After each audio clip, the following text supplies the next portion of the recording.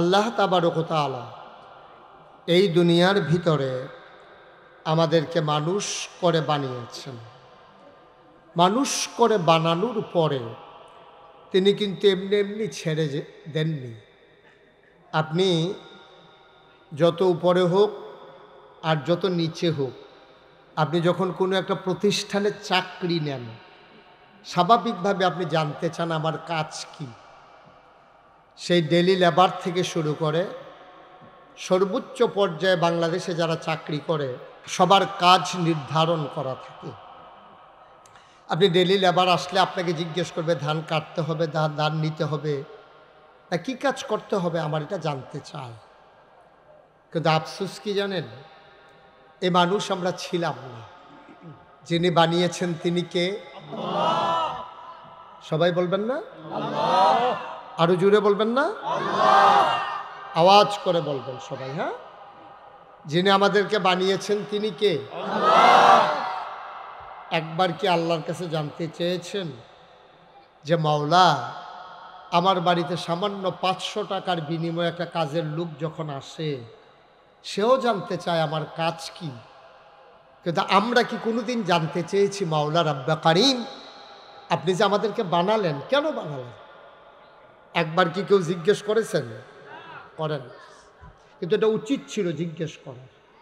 যদি আপনি বিশ্বাস করেন আপনাকে আল্লাহ বানিয়েছেন, নিশ্চয়ই তিনি একটা উদ্দেশ্য নিয়ে বানিয়েছেন, নাইলে তো মানুষের দরকার ছিল না। এই যে সামান্য একটা প্যান্ডেল টানাইছেন আপনারা, 1 2 3 4 5 সারিতে আপনারা খুঁটি বসাইছেন, ধর্নার বাঁশ, রশির বাঁধ, সামিয়ানা টানানো, কত আয়োজন সামান্য একটা প্যান্ডেল টানাইতে। কিন্তু আপনি কি খেয়াল করে দেখেছেন বিশাল আকাশ আল্লাহ বানিয়েছেন, একটাও খুঁটি নাই? সুবহানাল্লাহ বলবেন না? এবং কোনো মানুষের সাহায্যও নেন না।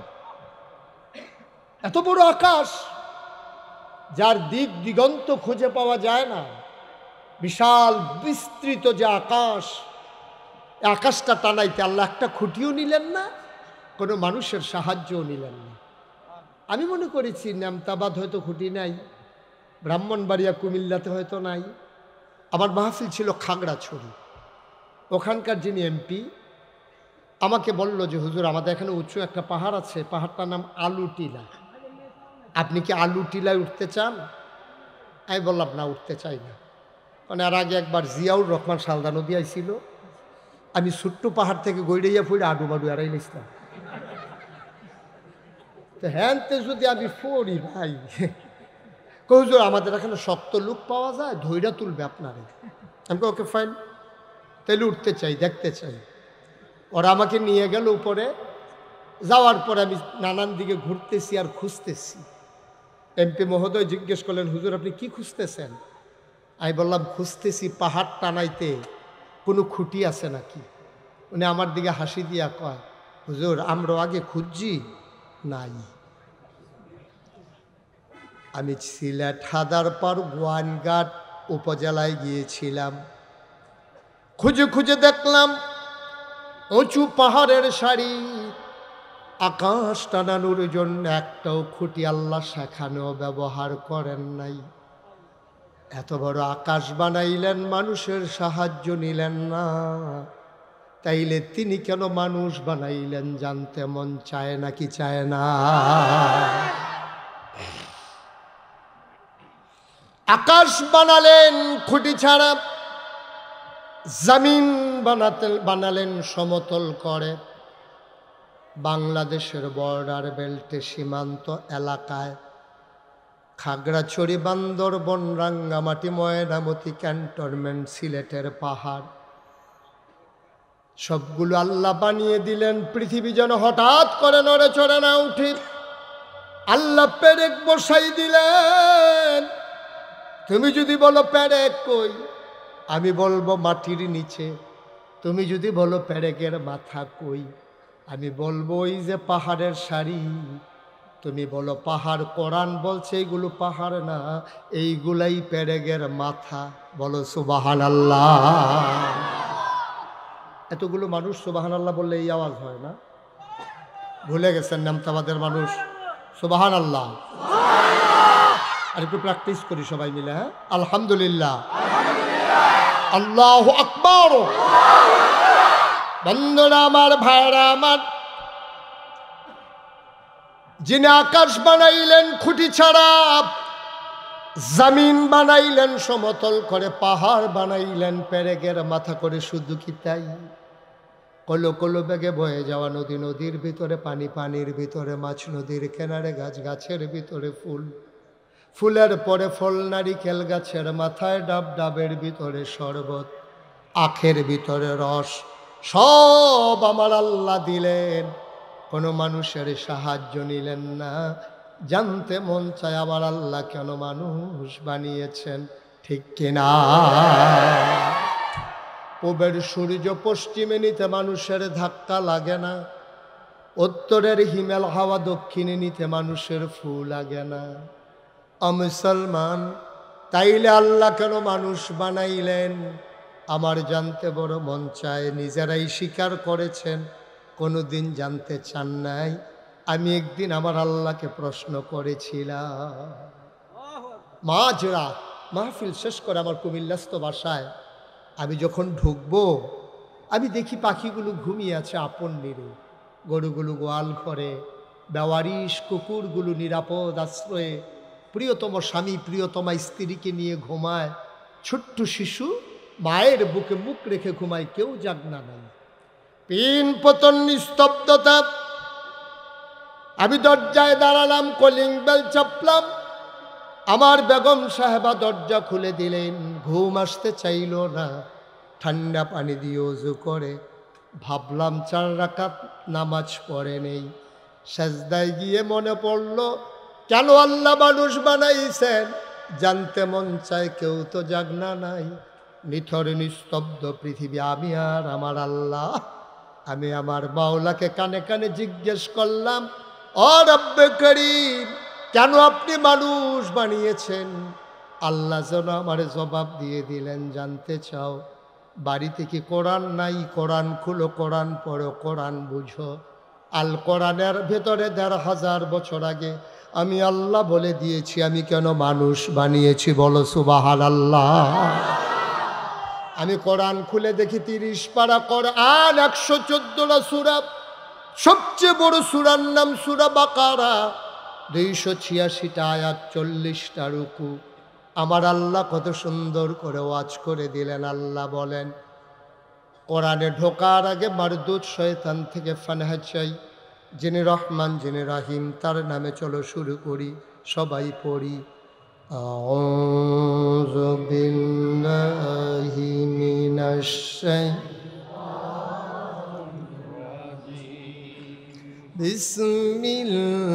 বিসমিল্লাহির রাহমানির রাহিম। ইয়া আইয়ুহান নাসু উবুদু রাব্বাকুম আল্লাযী খালাকাকুম ওয়াল্লাযীনা মিন ক্বাবলিকুম লাআল্লাকুম তাত্তাকুন। সুবহানাল্লাহ বলবেন না? কোন জায়গায় সুবহানাল্লাহ বলা লাগে আপনাদের আন্দাজ আছে না? ইনশাআল্লাহ আমার জন্য অপেক্ষা করার দরকার নাই। হ্যাঁ, জায়গা মতো সুবহানাল্লাহ কইয়া লইয়া পড়বে। আওয়াজ কারে কয় বলেন সুবহানাল্লাহ। আল্লাহ ডাক দেয়া কইয়া, আইয়ুহান নাস, ও দুনিয়ার মানুষেরা, নামতাবাদ মাদ্রাসার ময়দানে যারা আছো, তোমরা যারা গোপীনাথপুর পার্শ্ববর্তী এলাকা থেকে ছুটে ছুটে এসেছো, শোনো শোনো শোনো, জানতে চাও মানুষ কেন বানিয়েছি? জবাব নিয়ে যাও, ও অবুদু, তোমরা ইবাদত করো। সুবহানাল্লাহ কয় না? এটা কি মুশতাক ফয়েজির কথা না আল্লাহর কথা? আল্লাহ কয়, ও অবুদু, তোমরা ইবাদত করো। আমি বলি, কার ইবাদত করব? কয় রব্বাকুম, যিনি তোমার রব। আমি বলি, রবকে?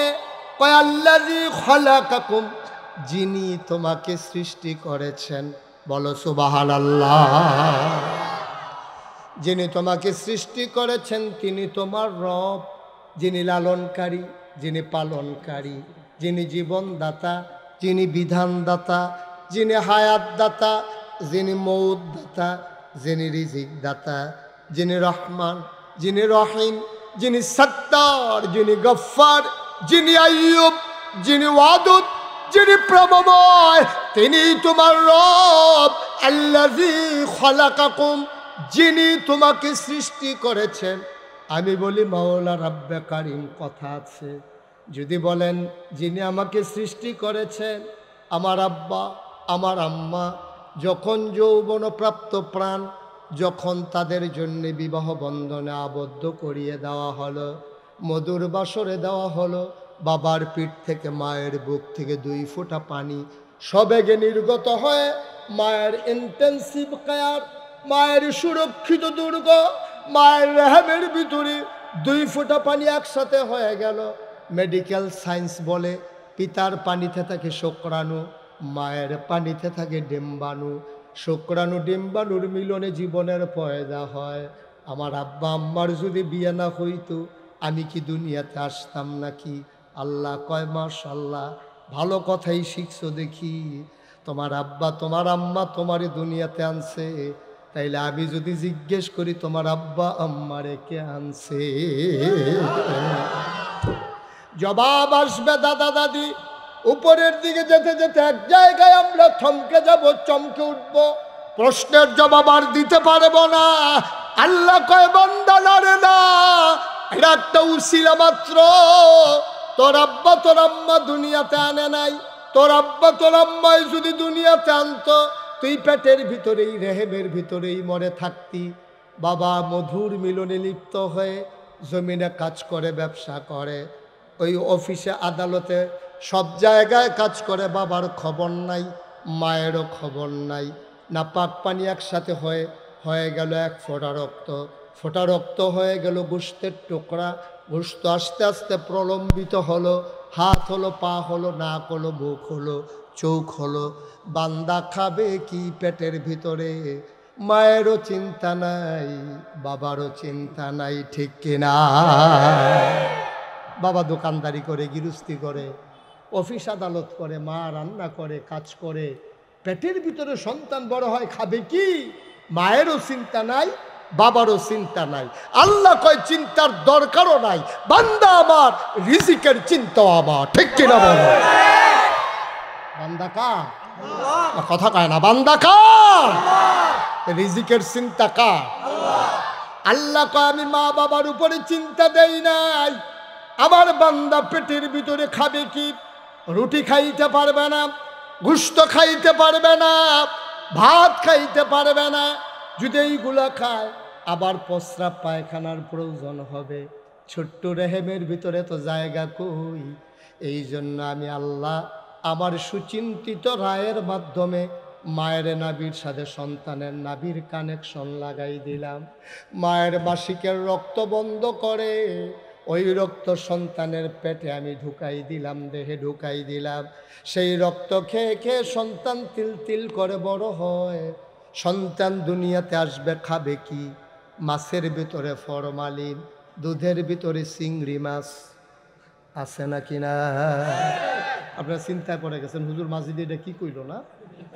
দুধের ভিতরে চিংড়ি মাছ। দুধ কিনতে গেছেন, দুধ যখন আইনা মহিলারা চুলায় বসাইছে, চিংড়ি মাছ লাফ দিয়ে উঠছে, একটু গরম লাগছে তো চিংড়ি মাছ লাফ দিচ্ছে। মহিলা ভয় পেয়ে গেছে, কিরে দুধের ভিতরে চিংড়ি মাছ কোত্থেকে? স্বামীরে ডাক দেওয়া, আজব কারবার, আপনি কোত্থেকে দুধ আনছেন? দুধের ভিতরে চিংড়ি মাছ দৌড়াইতেছে। দেও দুধ দাও, নিয়ে যাইতেছি যার থেকে কিনছি। যার থেকে কিনছে দুধ তারই গেছি গেছি, কিরে দুধের ভিতরে চিংড়ি মাছ হলো কোত্থেকে? কয় ভাই ওই যে গরু যে ফেনা খায়, ফেনার লোকে বুধ চিংড়ি মাছও খাইয়া ফেলাইছে।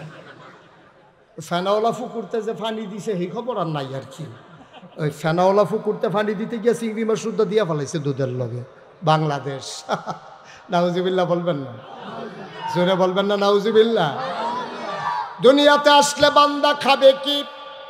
এতদিন একটা দুর্গের ভিতরে ছিল, রেহেমের ভিতরে ছিল, যেখানে কোনো জীবাণু আক্রমণ করতে পারে নাই, ভাইরাস যেখানে ছুঁইতে পারে নাই, না ডেঙ্গু না করোনা, কোনো কিছুই যখন তাকে স্পর্শ করতে পারে নাই। দুনিয়াতে এসে দেখবে কালো ধোঁয়া, শ্বাস টানতে গেলে তার ফুসফুস পর্যন্ত বন্ধ হয়ে যায়। মাছের ভিতরে ফরমালিন, বিষাক্ত মাছের বিষাক্ত খাবার, বাতাস নিয়ে থেকে শ্বাস টানতে পারে না। বান্দা খাবে কি ভেজাল আর ভেজাল। আল্লাহ কয় বান্দা আমার, চিন্তা আমার, দুনিয়াতে এসে বান্দা খাবে কি, আমি তার মায়ের পেটে রাখতেই চিন্তা করে রেখেছি। বিয়ের আগ পর্যন্ত মায়ের বুকে দুধ আসে না, বিয়ের পরও দুধ আসে না। সন্তান যখন পেটে আসে আল্লাহ কয় আমার বান্দা খাবে কি, এই জন্য আমি মায়ের বুকের ভেতরে আমি আমার বান্দার জন্য প্যাকেট করে খাবার রেখে দিলাম। ও মুসলমান, মন দিয়ে শুনো, কেমন খাবার আল্লাহ দিয়েছেন। বিজ্ঞান, মেডিকেল সায়েন্স গবেষণা করে এই দুধ কি জিনিস। সবাই মিলে একমত হয়ে গেল খাবারের ভিতরে যত প্রোটিন, যত ভিটামিন, অর্থাৎ সুষম খাবার বলতে যা বোঝায়, একটা বাচ্চা যদি শুধু মায়ের বুকের দুধ খায় আর কিচ্ছু যদি নাও খায়, তাইলে বাচ্চাটা আর কোনো খাবার লাগবে না। বলো সুবহানাল্লাহ। শুধু খাবার না, কোনো চিকিৎসাও লাগবে না। এটার ভিতরে ডিপথেরিয়া, ধনুষ্টঙ্কার, আরো যত যত তোমার অসুখ আছে, জীবাণু আছে, মায়ের প্রথম দুধটা যদি বাচ্চাকে খাওয়াই দাও, তাইলে 6টা টিকা বাচ্চার নেওয়া লাগবে না, সব রেখে দিলেন বুকের ভিতরে। মুসলমান, মেডিকেল সায়েন্স আরো গবেষণা করে, নাল ভরে দুধ আসে, যদি দুধটা আসে বাচ্চার যদি নাকে মুখে উঠে যায়, এই জন্য আল্লাহ দুধের বোটার ভিতরে 32টা ছিদ্র করে রেখে দিয়েছেন। অটো একটা মেশিন সুইচ ফিট করে দিয়েছেন, চুষণ দিলে দুধ আছে, চুষণ বন্ধ দুধ বন্ধ। আপনি হাত কেটে ফেলছেন, ব্যান্ডেজ করে আপনার রক্ত থামানো যায় না, অথচ বাচ্চা দুধ খায়, দুধ আসে, চুষণ দেয় না আর দুধ আসে না। সুবহানাল্লাহ বলবেন না? কি অটো, কি বিজ্ঞান, কি মেডিকেল সায়েন্স তিনি সেখানে ব্যবহার করেছেন। সুবহানাল্লাহ বলবেন না? দেখা গেল দুধ না মিষ্টি, না তেতু, না পানসাপ, আর দুধটা বেশি গরমও না বেশি ঠান্ডাও না, এমন গরমও দেয় নাই পুড়ে যাবে, এমন ঠান্ডাও দেয় নাই বাচ্চার নিউমোনিয়া হয়ে যাবে। এমন সুষম খাবার রেখে দিলেন আল্লাহ।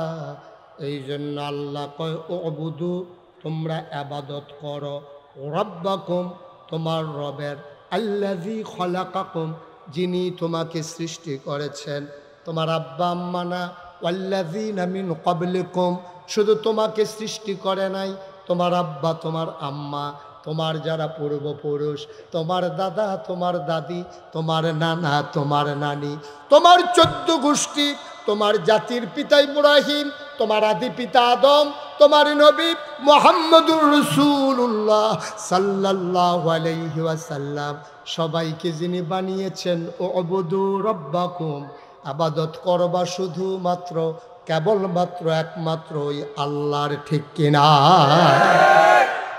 তাহলে সম্মিলিত সিদ্ধান্ত আজকে রেজুলেশন আকারে পাশ হয়ে গেল নামতাবাদ মাদ্রাসার জমিনে। সবাই মিলে আমরা একমত হলাম, ইবাদত করব কার? আল্লাহ। আরে জুড়ে বলতে হবে না? মামা ওই আপনি যে কর না, এর লেগে হারা কয় না। আমি চাইছিলাম আপনার না কইয়া রাখার লাগিয়া, কিন্তু হেরা শুধু আপনার দিকে চাই। উনি যদি না কইয়া, প্রধান অতিথি হইয়া না কইয়া থাকতো, না আমরা দোষটা কিতা কইয়া না, আমার কইয়া কইব কইব কত হইছে। মারহাবা। মামার প্রথম প্রথম তো একটু ইয়া, আমার মাহফিলে তো মামা নতুন, আস্তে আস্তে মামা, ওই আমার একটা ভাইরাল ডায়লগ আছে আর কি, নতুন, এইটা নতুন শুনলে তো মনে পড়ছে। এই না মারহাবা কয় না, হ্যাঁ জুড়ে কয় না, আরো জুড়ে। যখন যেটা বলি আসতে না জুড়ে, দুই একজন না সবাই মিলে, দুই একবার না বারবার আমরা বলবো ইনশাআল্লাহ। একটু প্র্যাকটিস করি। বলেন সুবহানাল্লাহ। আপনি কইতেন না তেমনি কয়তে কয়তে তো রাত ফুয়াই যাইব গা বলেন আলহামদুলিল্লাহ আল্লাহু আকবার সবাই কোন আমিন জুড়ে আর জুড়ে এখন লোকজন প্যান্ডেল অনুযায়ী অনেক বেশি হয়ে গেছে না সরি এক্সট্রিমলি সরি যাদেরকে আমরা বসতে দিতে পারলাম না তবে আপনাদের জন্য আমার একটা প্রেসক্রিপশন আছে আমার একটা ফর্মুলা আছে যেই মাহফিলুল আপনি এটা হাত নামান এটা কি করছেন আপনি দুইটা রাখছেন কিতে নামান মানে কথা শুনে না তুই না নামান নামান একবারে পকেটে পকেটে পকেটে যারা মোবাইল হাতে ধরে রাখছেন এই দয়া করে মোবাইলগুলো পকেটে নেন আপনারা তো আমাকে আমার ইউটিউবে ওয়াজ শুনছেন কে কে দেখি একটু হাত তুলেন তো মাশাআল্লাহ হাত নামান এ সবাই তো ইউটিউবে আমার দেখছেন তো ইউটিউবে যেন দেখা না লাগে এই জন্য তো আমি প্র্যাকটিক্যাল বাস্তবে আসলাম তো এখনও যদি এই ইউটিউবের ভিতরে চাইয়া তো আমি বাড়ি শিখিতা আমার এখনো কথা শুনে না ফলা ভাই সব মোবাইল নামাও আর এই লোকটা কি সমস্যা আমি বুঝতেছি না কিছু কানে শুনে না নাকি কি লাইভ লাইভ চলে ও আচ্ছা ঠিক আছে আচ্ছা তো এটা ধরে রাখেন তো এটা কইবেন না তো হেতার কিটা হেতে কয় লাইভ আমিও ইয়াকে আমার ডেক কি ছেলে এরকম করতেছে কেন আমি বুঝলাম না কিছু কথা শুনতে হবে না ইউটিউবে হাজার হাজার ওয়াজ আছে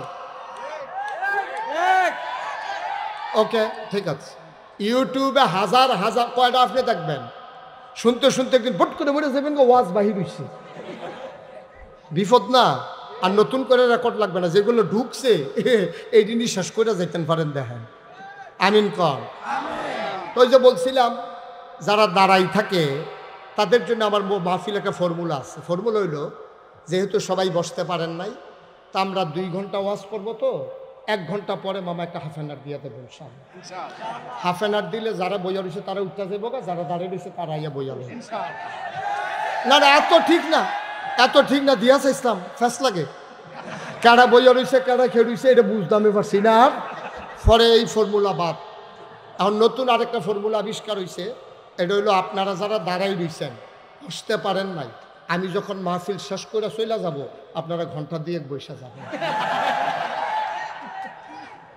না একবারে মাহরুম করা ঠিক হবে না ওকে ফাইন হ্যাঁ যারা পরে আইছে আপনারা যাইয়েন না আর সবাই ঘন্টা 2 বইসা তারপরে বাড়িতে যাবেন ইনশাআল্লাহ এটা এরপরে তো আপনাদের চিন্তা আল্লাহ যেন কবুল করে সবাই পরে আমিন এই ছেলে বসো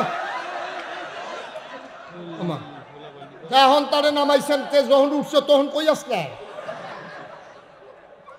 তার দাফনা মাফনা আলগা করে লাইবেন টান দিয়া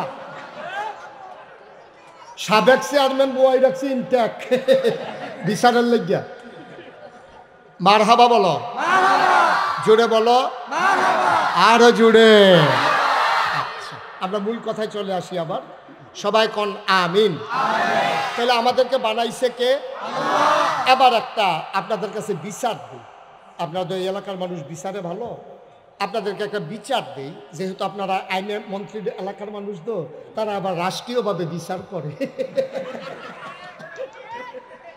আইনমন্ত্রী এলাকার মানুষ বিচার নিয়ে আবার গত্তা খাইয়া লাই এটা হইল সমস্যা বিচার লইয়া নি যাই গিয়া এটা হইল চিন্তার বিষয় আর কি মার হাবা কয় না রে জোরে কয় না মার হাবা তো বিচারটা হইল এই তাইলে আমরা বানাইছে কে আল্লাহ কপাল বানাইছে কে আল্লাহ তাইলে বুঝমতো বানাইছে যিনি ইবাদত পাও না তিনি আপনার কি একমত এই কপালের মালিক কে আল্লাহ তাইলে যিনি কপালের মালিক সেজদাও তিনি পাবেন ঠিক কিনা কয় তাইলে মাজারু গিয়া কি সেজদা দেওয়া যাইব না ফিরার ফাও গিয়া কি সেজদা দেওয়া যাইব ফিরার ফাও সুমান যাইব না বুইরাঙ্গুল সুন যাইব না গোসলের পানি খাওয়ন যাইব তারপর তারা দেখাইতে আছে বোতলও বইয়া খায় না কি খায় না কি কারবার ভাইসা কারবার কি সাজদা দাও মাজারে গিয়া পীরের পায়ে গিয়া সুমাও সো গুসলের পানি খাও, নাউজুবিল্লাহ বলবেন না? আরো সহজ করে তুই, একবারে সহজ। আপনারা কয় ভাই? আচ্ছা, দুই ভাইয়ের নাম কোন? আপনি তো আলী আকবর, আরেকজনের নাম কোন? আলী হুসেন। ওনারা দুই ভাই, 6 ভাই আর কি। এখন আমরা 2 জন হইলে 4.5 জন থাক, না হইলে না থাক, এতে আমরা কিছু আসে যায়। আলী আকবর ভাই, আলী হুসেন ভাই, এই 2 ভাই মিল্লা গোপীনাথপুর বাজারও দুধ চা পাওয়া যায়, একখানো গাইয়ের দুধ। এই দুধ চা বইয়া বইয়া খাইতেছে রাইতের বাজে 11টা। দুনো ভাইয়ে শীতের ভিতরে বইয়া বইয়া চা খায়। এমন টাইমে আলী আকবর ভাইয়ের ফুতে নাম কর মহিউদ্দিনে তে আইয়া সেরা ব্রাহ্মণবাড়িয়া আখাউড়া আইয়া ট্রেনে নামছে তরুণা নিশিতায় ট্রেনে আইয়া তারপরে আপনার সিএনজি দিয়ে আইয়াছে গোপীনাথপুর। ঠান্ডার ভিতরে তার আতফাও সর্দ, ছেড়ে দেন না বাচ্চাটাকে, আয় যাও হাত সরান, ওকে ছোট্ট মানুষ বিদায় করে দেবে। ও আজের কি বুঝে তারে আনছেন কিতা, যা তারা বুঝে হাতারা চাষ করলো বইয়া রুছে তারে ফাটাইছে, আমরা ঘর তো তুই যা। ঘর ফিসে একজন ফাটাইছে তারে, তারা ওই যারা বুঝে তারা বইয়া রুছে চাষ করলো, আর তারা ঘরতে তারে ফাটাইছে। তাও তো ঘরটা যে খালি গেছে না কেন, হ্যাঁ কপাল। আমিন কর। আলী আকবর ভাই, আলী হুসেন ভাই, কথা মনে আসেনি? ফুটার নাম নাকি তা মহিউদ্দিন। তেতুর্না নিশিতায় আইয়া নামছে আখাউড়া, সিএনজি দিয়ে আইয়া নামছে গোপীনাথপুর বাজার হতে। ও জানে এখানে যে দুধ চা পাওয়া যায়, তে গিয়া ঢুকছে চা খাওয়ানোর লেগে চা স্টল। ঢুকে সেটা দেখে দেয় তার আব্বা আলী আকবরও বইয়া রয়েছে, তার চাচা আলী হুসেনও বইয়া রয়েছে। তার আব্বা মুখফত, তার চাচা আলী হুসেন ভিতরে, দোকানটা ভর্তি মানুষ, সবাই মিল্লা চা খাইতে আছে। তে তার আব্বারে দেখেও না দেহার বান কইরা 2 কদম সামনে গিয়া আলী হুসেন ভাইয়েরে গিয়া কয়, আসসালামু আলাইকুম আব্বা, কেমন আছেন? কারে কইছে? কথা কয় না, কারে কইছে? ফুটকা আলী আকবর ভাই। ফলাকা আব্বারে কালাইছে কারে? চাচারে, আলী হুসেন ভাইয়ের। আলী আকবর ভাইয়ের ছেলে আলী হুসেন ভাইয়ের আব্বারে খেলাইছে। দোকানটা ভর্তি মানুষ, সবাই জানে এটা যে আলী আকবর ভাইয়ের ফুট। মহিউদ্দিন যে এবার ছেলে, এটা দোকানটা ভর্তি সবাই জানে। সবাই মিল্লা একটা হাসি দিছে, কি আলী আকবর? সবাই মিল্লা যখন হাসি দিছে, উনি লজ্জায় মাথাটা নোয়াইয়া আস্তে করে বাড়ির দিকে রওনা দিছে। আরে তে ছোটবেলায় যখন জন্ম হয়েছে, তে তারিখের আগে দুনিয়ায় তাল্লাই লই আইছে তারে। এই আইসিউর ছোটো বাচ্চাদের জন্য একটা আছে, এটা নাকি তা কয় প্রিমেচিউরদের জন্য একটা কাছের একটা এনসিইউ না কি জানি একটা নাম আছে, এটা হ্যাঁ এনআইসিইউ। কপাল বলো আপনি আসলেন। উনার ছেলে এনআইসিইউতে ছিল। এনআইসিইউ মানে কাছের একটা ঘর, কৃত্রিম, এটা রেহেমের মতো। মায়ের রেহেমটা যেমন, ওটাকে কৃত্রিমভাবে গ্লাস দিয়া আপনি দেখবেন তো পিটপিট পিটপিট পিট করে লড়তে আছে, দেখি বাচ্চা না মরছে বুঝনের কোনো উপায় নাই। এই এনআইসিইউতে এবার মনে মনে আলী আকবর ভাই চিন্তা করে, আরে এনআইসিইউতে তোরে রাখছিলাম, তুই মার গড়ো যেই টাইমে আওয়ানোর কথা, এর আগে তুই আইয়া পড়ছিলি দুনিয়াত, তোর এনআইসিইউতে ঢুকাইছি, 2.5 লাখ টাকা তৎকালীন আমলে দিলাইছে। তোরে আমি লুঙ্গি কিনা, হাফ প্যান্ট কিনা, পায়জামা কিনা, পাঞ্জাবি কিনা তোরে বড় কইরা ঢাকা ইউনিভার্সিটিতে নিয়ে ভর্তি করাইলাম। আর আজ্জা তুই ভাবছিস চা চাষারে গিয়ে আব্বাটা হস। এবার মনটা এত খারাপ, এবার ঘরে গিয়া ঢুকছে, ঢোকার লগে লগে গিয়া সেটা খাটের উপরে যখন বইছে, এবার আর ওয়াইফ কইতে আছে, কিতা আপনি কি মন খারাপ? কয় মন খারাপ কিতা? আমি কি আসিনি, আমি কি আসি, আমি মরি না খাবি। কই কি তৈছে? কই মহিউদ্দিন দা। কই কিতা করছে? কই তেদি ভাই সাহেব রাবারে কে বইয়া রইছে। কারে করছে কিতা? কই সবার সামনে না, মাটিটা ফাটে না খা, আমি ডুহি না খা ভিতরে, তে সকলের সামনে আমার ভূতে, তে হেতার আব্বারা, হ্যাঁ আমি কি আর, আমার কি আর রইছে আমার কিচ্ছু? ভাই সাহেব, আলী আকবর ভাইয়ের ছেলে, ওনার আপন ভাই, ওনারা আব্বাও একজন, আম্মাও একজন, বাপও একজন, মাও একজন। চাচা তো বাপের জায়গাতে, না হইলে তো আব্বা ডাকলে ডাকছে আর কি। এই ফুট চাচারে আব্বা ডাকার কারণে আলী আকবর ভাইয়ের যদি এমন লাগে যে আল্লাহ তোমারে বানাইলো, যে আল্লাহ তোমারে খাওয়াইলো, যে আল্লাহ তোমারে আকাশ দিল, জমিন দিল, সকল নাজ নেয়ামত দিল, বাতাসের ভিতরে অক্সিজেন দিল, তোমার জন্য সব নেয়ামত দিল, ওই আল্লাহরে ফালাইয়া তুমি যখন মাজারে গিয়া সাজদা দাও, আমার আল্লাহর কলিজা ফাইটা যায়, ঠিক কিনা?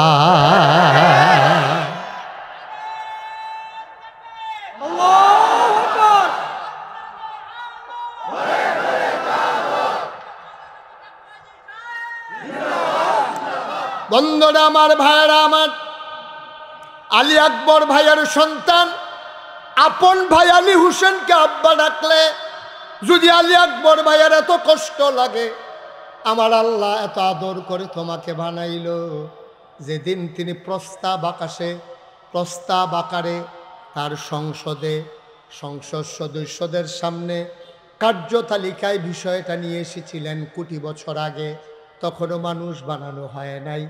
ইমার্জেন্সি অ্যাসেম্বলি কল করলেন, সংসদের জরুরি অধিবেশন, স্পিকার হলেন স্বয়ং আল্লাহ, মেম্বার অফ পার্লামেন্ট হলো সমস্ত ফেরেশতারা।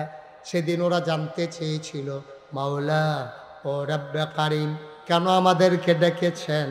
সেই দিন আল্লাহ এজেন্ডা পেশ করেছিলেন, ইন্নী জাইলুন ফিল আরদে খলিফা। আমি একটা কওম, আমি একটা সম্প্রদায়, আমি একদল মানুষ বানাতে চাই, যাদের পরিচয় হলো তারা আমার খলিফা। ফেরেশতারা বলল বানানোর দরকার নাই। আল্লাহ বললেন, ইন্নী আলামু মা লা তা'লামুন, আমি যা জানি তোমরা তা জানো না, ঠিক কিনা? ফেরেশতারা না করলো, তারপর আল্লাহ মানুষ বানাইলেন। ফেরেশতারা না করলো কেন? তারা আবার যুক্তিও দিছে, আল্লাহ মানুষ বানাইবে, এটি মারামারি করব, কাটাকাটি করব, ঝগড়া বিবাদ করব, মাহফিল আলাইয়া চায়েস্টলে গিয়া বইয়া থাকবো, তারপরে গিয়া এই আরেক বেড়ার উডান বেড়াইয়া রেন্ডি করি গাছ দিয়ে আন্তার করে লাইব, তো দোহান বাইহি খাইয়া ঘুরাইব জনমের মতো, ঠেহা হাওলাত নিত ফেলে রুচি মজাই লাইব। আপনি এই মানুষ বানাইয়েন না, বুডের বাক্স লইয়া উঠটা দিব তো, বুডের বাক্স লইয়া। আরে আমি কোন জায়গায় তোয়াজ করতেছি ভাই? আমার কি নতুন নতুন লাগতে আছে? তো একটু জবাব দিবেন না, বুডের বাক্স লইয়া উঠটা দিব। এই তো মাশাআল্লাহ ফারেন দি, এই আওয়াজ যেন আর না কমে, ভলিউম জাগাত রাখবেন। বুডের বাক্স লইয়া উঠটা দিব। আমি 4-5 বছর আগে যখন এই ওয়াজ করছি চান্দিনা, কিন্দিনা চান্দিনা মাহফিলে যখন এই কথা কইছি, মাহফিলের সব লোক দাঁড়াই গেছে, হুজুর ফাওয়াজ করেন না। আমি কোনটা ফাওয়াজ? কইছে কইলেন বুডের বাক্স লইয়া উঠটা দিব। তো আমি কি দেখি ফাওয়াজ নাকি? কইছি হুজুর ওখানে দৌড়াদৌড়ি নেই। আমি কই আরে আছে, তার গায়ে নাই। আমি কোনোভাবে তারা স্বীকার করাইতাম পারি না দৌড়াদৌড়ি যে আছে। পরে 2-3 জন মুরব্বী রিজি গেলাম, ও আপনারা কোন আমি দি কই দৌড়াদৌড়ি আছে, তারা দি কয় নাই। মুরব্বী 2-3 জন আমার দিকে হাসি দিয়া কয়, হুজুর বাক্স লইয়া দৌড় দিব কিন্তু বুডে তো নাই।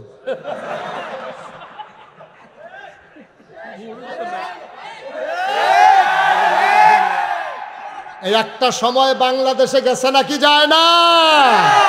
আমি তুমি দামি আমরা আগের রাত, ঠিক কিনা কও? বাইক রাস্তাতে বুটার ফিরা ইয়া পড়তাছে বিড়ি টানতে টানতে। আমি কি তো এত তাড়াতাড়ি দিলেন কেমন? কথা থাকলে না, কারবার গড়াইলেইছে না। আহারে মুসলমান, আমরা যে ঠেড়া ফুইরা মরি না আল্লাহ দেখে, ঠিক কিনা কও? আমরা যেই কাম করছি আমরা কোনো মানুষের কাতারও নাই, ঠিক কিনা কও? দাঁড়া, আরে কম বেশি চুরি তো সব দলের তারা করছে। এই 53 বছরে কম বেশি কেউ কোনো করছে, কম করছে না। কিন্তু এইরকম এলট বেড়াইয়া খাইয়া নাও, কিছু খাইছে কিছু কাম করছে। আমি যে গেলাম, ও এই রাস্তাটা মিলে গমাইছি, হুজুর এটা ওই কাগজটা বেড়াইয়া ফ্যাশন দিয়া পানির লোকে গুল্লা ভিতরে খাইয়া লাইছে। নাউজুবিল্লাহ কইতেন না? খাইতে খাইতে ওই রডের ব্রিজের ভিতরে রড দেওয়ানোর কথা দিছে বাস। উদ্বোধনের আগে স্কুলের ছাদ ভাঙ্গা পড়ছে। বানানো গল্প নয়, তোমাদের হাসির জন্য নয়, বাস্তব ঘটনা পত্রিকা তালাশ করলেই পাবা, ঠিক কিনা কও? এখনো স্কুল উদ্বোধন হয় নাই, স্কুল পড়ে গেছে। ব্রিজ উদ্বোধন হয় নাই, ব্রিজ পড়ে গেছে। বানানো গল্প না, খাইতে খাইতে খাইতে খাইতে খাইচতে তো খারাপ হয়েছে, হগেন্ডি বেডির লেগে বিস্কুট হয়েছে, এই বিস্কুট বেড়ে হাতে খাইয়া বইয়া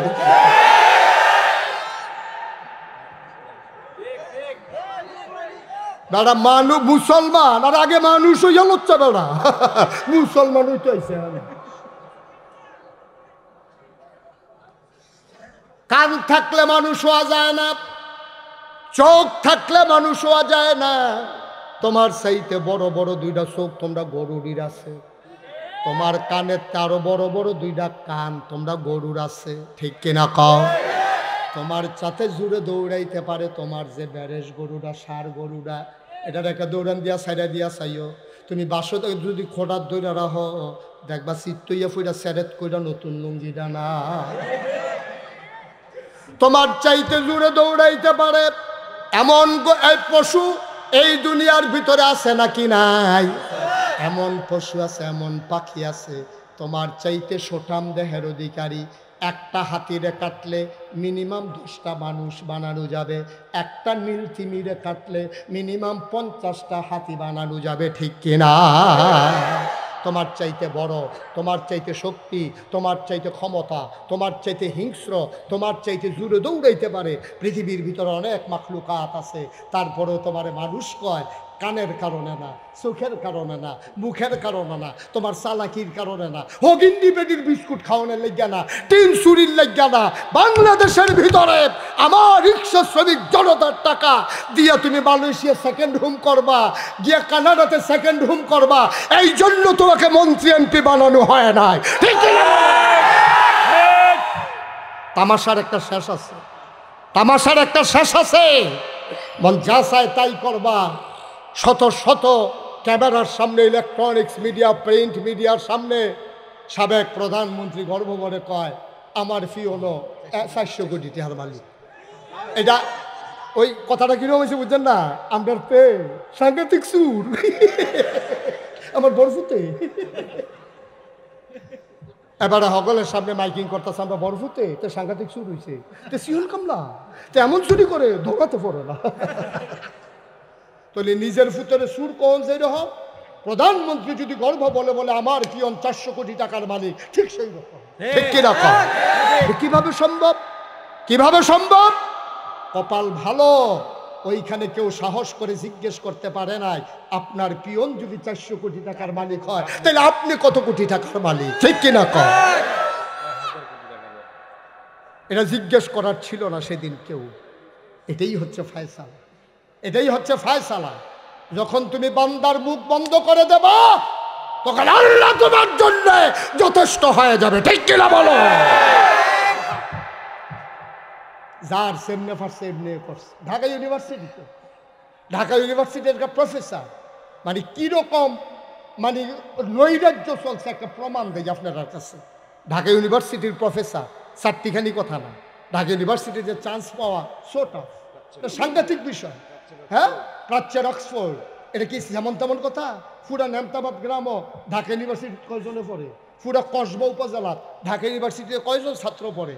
সেই ইউনিভার্সিটির প্রফেসর তে মাটি কাটে না, তে অটো চালায় না, তে সিএনজি ড্রাইভার না, হাতে বুঝাও করলে হাফাড়া করে ঢাকা ইউনিভার্সিটির প্রফেসর যে লাভ হইব কি? লাভ হইব কি? তারা জ্ঞানের পাহাড়, কিন্তু সে আল্লাহ চিনে নাই, ঠিক কিনা কন?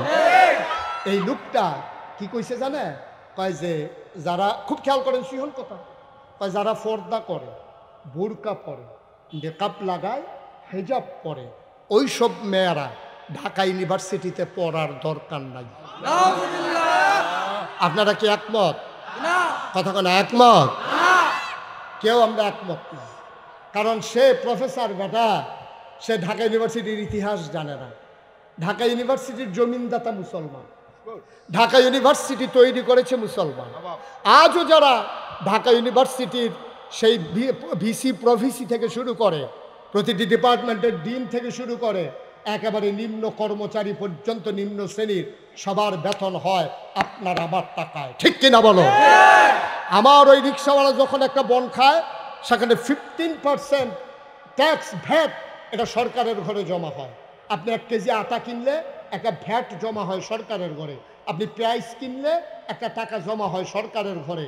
আপনি মোবাইলে প্রিপেড মিটারে বিল ঢুকালে একটা টাকা চলে যায় সরকারের ঘরে, আপনি ব্যাংকে টাকা রাখলে আপনাকে এটার জন্য যে আপনার ম্যানেজ করা হয়, এটার একটা ট্যাক্স কেটে রাখা হয়। তাইলে এই টাকাগুলা দিয়া ঢাকা ইউনিভার্সিটির প্রফেসর, কর্মচারী, কর্মকর্তার বেতন হয় মুসলমানের টাকায় প্রতিষ্ঠিত, মুসলমানের জমির উপর প্রতিষ্ঠিত, মুসলমানের টাকায় বেতন হয়। যেই দেশে ৯২% জন লোক মুসলমান, যেই দেশ মসজিদের দেশ, যেখানে আশার নামাজ পড়ে দুরূদ পড়তে পড়তে মানুষ ঘুমোতে যায়, যেখানে ফজরের আজান শুনলে মানুষের আবার ঘুম ভাঙ্গে, সেই দেশে, যেই দেশে হক্কানি পীর মাশায়েখ আলেম ওলামা নেংটির বদলে লুঙ্গি পরা শিখিয়েছে, হরেরামের জায়গায় কলমা পড়তে শিখিয়েছে, সুইর জায়গায় মোহাম্মদ লিখতে শিখিয়েছে, টিকির বদলে টুপি পড়তে শিখিয়েছে, সেই দেশে তুমি ঢাকা ইউনিভার্সিটিতে শীততাপ নিয়ন্ত্রিত কক্ষে বসে পুলিশ পাহারায় তুমি বলো যারা পর্দা করে ঢাকা ইউনিভার্সিটিতে পড়ার দরকার নাই।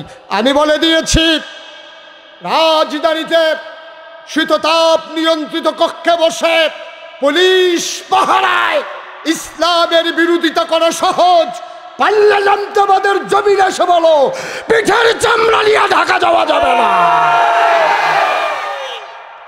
ঠিক কিনা বলো? তামাশা পাইছো? তোমরা বাহের বাড়ি আপনার মামুর বাড়ি না, তোমরা আব্বার বাড়ি আপনার মামুর বাড়ি। তুমি জানো মুসলমানের শিকড়ে 7 জমিনের নিচে, মুসলমানের ডালপালাগুলো গেছে 7 আসমানের উপরে। কচুরি পানা না যে গরু দিয়ে খাওয়াই ফেলবা, বঙ্গোপসাগরের ফেনা না যে বাতাসের সাথে মিশে যাবে, ইচ্ছা করলেই বাংলার মুসলমানকে দমিয়ে রাখা যাবে না। ঠিক কিনা বলো? হিসাব নেবার পালা, এখন জবাব নেওয়ার পালা। জবাব আসবে, জবাবের বদলে আঘাতের বদলে আঘাত আসবে ইনশাআল্লাহ। যেদিন গেছে একেবারেই গেছে, সেদিন আর ফিরিয়ে আনার চিন্তাও করবা না। এখন বাংলার মানুষ তার অধিকার বুঝে নেওয়ার সেই অভিজ্ঞতা হয়েছে। ঠিক কিনা বলো? যারা রক্ত দিতে জানে তাদের কি মৃত্যুর ভয় দেখাইয়া লাভ নাই, তারা মৃত্যুকে আলিঙ্গন করেছে। এই জন্য পুলিশ অফিসার বলছে, স্যার একটারে গুলি করলে একটাই পড়ে, আবার আরেকটা চলে আসে, কেউ তো দৌড় দেয় না। এরা মুসলমান বাঙালি জাতি। ঠিক কিনা বলো? তামাশা না? তামাশা মনে হয় যেন মামুর বাড়ি আর কি, মনটা যা ধরে তাই করবে। দাদা মামুর বাড়ি তো আরেক গাছ আম চুরি করতে হলে তার 2টা করে হাতলা দিয়ে লাগে। একটু চিন্তা করে চলে, আল্লাহ বড় আদর করে বানাইছে, এই জন্য না। কষ্ট হইতেছে বোধ আপনাদের না? ছেড়ে দেওয়া দরকার। আর সামান্য একটু শেষ করে দিচ্ছি ইনশাআল্লাহ। সবাই কনা আমিন। আহা, আপনাদের কি কষ্ট হইতেছে? কি কাফাকাফি শুরু হয়ে গেছে নাকি? কাফার কি দেখছে? অহনদোষ পরীক্ষায় শুরু হয়েছে না, কাফা শুরু করে দিচ্ছে। পরীক্ষার ভিতরে ঢুকতে আসি, হলের ভিতরে রেডিয়ন রেডি, পুরাপুরি রেডিয়ন। ও কথা তো একটা মনে পড়ছে, এটা কি কইলে তা ওই লাই আর আইনা বলে স্যার আবার লাগাই দিয়েছে গে আমার লাগা কইলে তোমরে ওই একটা যে পরীক্ষার হলো গেছে গিয়া সেটা বইয়া বইয়া কাঁদতে আসে। ফ্লোর রইল ফাঁকা, বেঞ্চ হইল কাদা, টুলের ভিতরে বইয়া তেমনি যে কাঁপতে আছে, তো টুলটাও সমান না আর কি, লড়ে চড়ে ঠেঠেরি ঠেঠেরি একটা আওয়াজ হইতে আছে। হেডমাস্টার স্যারে আওয়াজ শুনলে দৌড়াইয়া গেছে, গিয়া দেহেতে কাঁপতে আছে বইয়া বইয়া। স্যারে কই কাঁপো কেন? কয় স্যার কাফি না স্যার। কারণ তোমার কাফার আওয়াজ শুনলে আমি আইলাম, তুমি কো কাফো না? কয় স্যার কাফি না স্যার। আরে দেখি তুমি দিয়ে অহনো কাঁপতে আসো। কই জি না স্যার। তা কাফা থামানের লেগে সামনের বেঞ্চ হাত দিয়া ধইরা বইছে, তখন বউ ইন্ডাটাও কাফে, দূর ইন্ডাটাও কাফে। স্যার কি তো তুমি কি শুরু করছো? তুমি তুমি এমন কাঁপতেছো কেন? কয় স্যার কাফি না। কয় কি কয় কাফে না? কয় স্যার কাফার কি দেখছেন? কাফার আপনি দেখছেন কি? কয় কোন সময় দেখবো? খাই কয় প্রশ্নটা হাত দিয়েছেন না, কাফা কারে কয় টের পাইবে। কাফা শুরু করেন না, প্রশ্ন আইতে আছে। রেডি? সবাই কোন বার হাবা। মুসলমান এই এই ডোরা কাটা গেঞ্জি বস, উঠে সাফা দিয়া বইয়া থাহ, মার হাবা কর। হাতে মনে করছে ফেল করো নতে হলেতে ভাবি যে গিয়ে দিয়ে ভালো ফেল করতে না কইয়া দেন বউ মার হাবা কর, জোরে কর। আল্লাহ তাবারক ওয়া তাআলা এত কষ্টের মানুষগুলো কেমনে আমরা ছেড়ে দেন নাই? কোন পথে গেলে জান্নাত, কোন পথে গেলে জাহান্নাম, কোন পথে গেলে লাভ, আর কোন পথে গেলে লোকসান, কোন পথে ভালো, কোন পথে মন্দ, কোন পথে কল্যাণ, কোন পথে অকল্যাণ, কোন পথে শিরক বেদাত, কোন পথে তাওহীদ রিসালাত, কোন পথে কুফর আর কোন পথে ইসলাম জানানোর জন্যে আমার আল্লাহ যুগে যুগে মানুষদের মাঝ থেকে যাচাই করে, বাছাই করে, করুণা করে, দয়া করে, মায়া করে। একদল উত্তম চরিত্রের মানুষ, যাদের গুনাহ নাই, গুনাহ হওয়ার সম্ভাবনাও নাই, এমন একদল মানুষকে আমার আল্লাহ আমাদের জন্য নবী এবং রাসূল করে পাঠাইছে, ঠিক কিনা?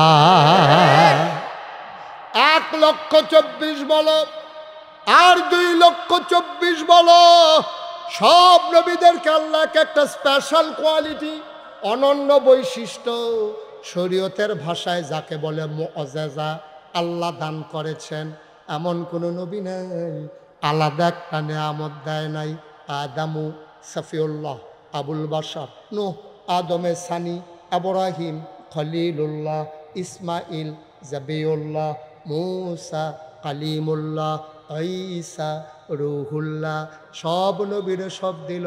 দাউদ নবীর দিল সুন্দর কণ্ঠ, সুলাইমান নবীর দিল রাজত্ব। প্রশ্ন জাগে, আমার নবীর আল্লাহ কি দিল? সাহাবিন, তাবিন, তাবে তাবিন, উম্মাহাতুল মুমিনিন, আইম্মায়ে মুজতাহিদিন, আইম্মায়ে শরীয়ত, সালফে সালিহিন, উলামায়ে মুতাকাদ্দিমিন, মুতাআখিরিন, সবাই মিলে কয় 1,24,000 বলো আর 2,24,000 বলো, সকল নবী এবং রাসূল মিলে যা আমার নবীজি একাইতা।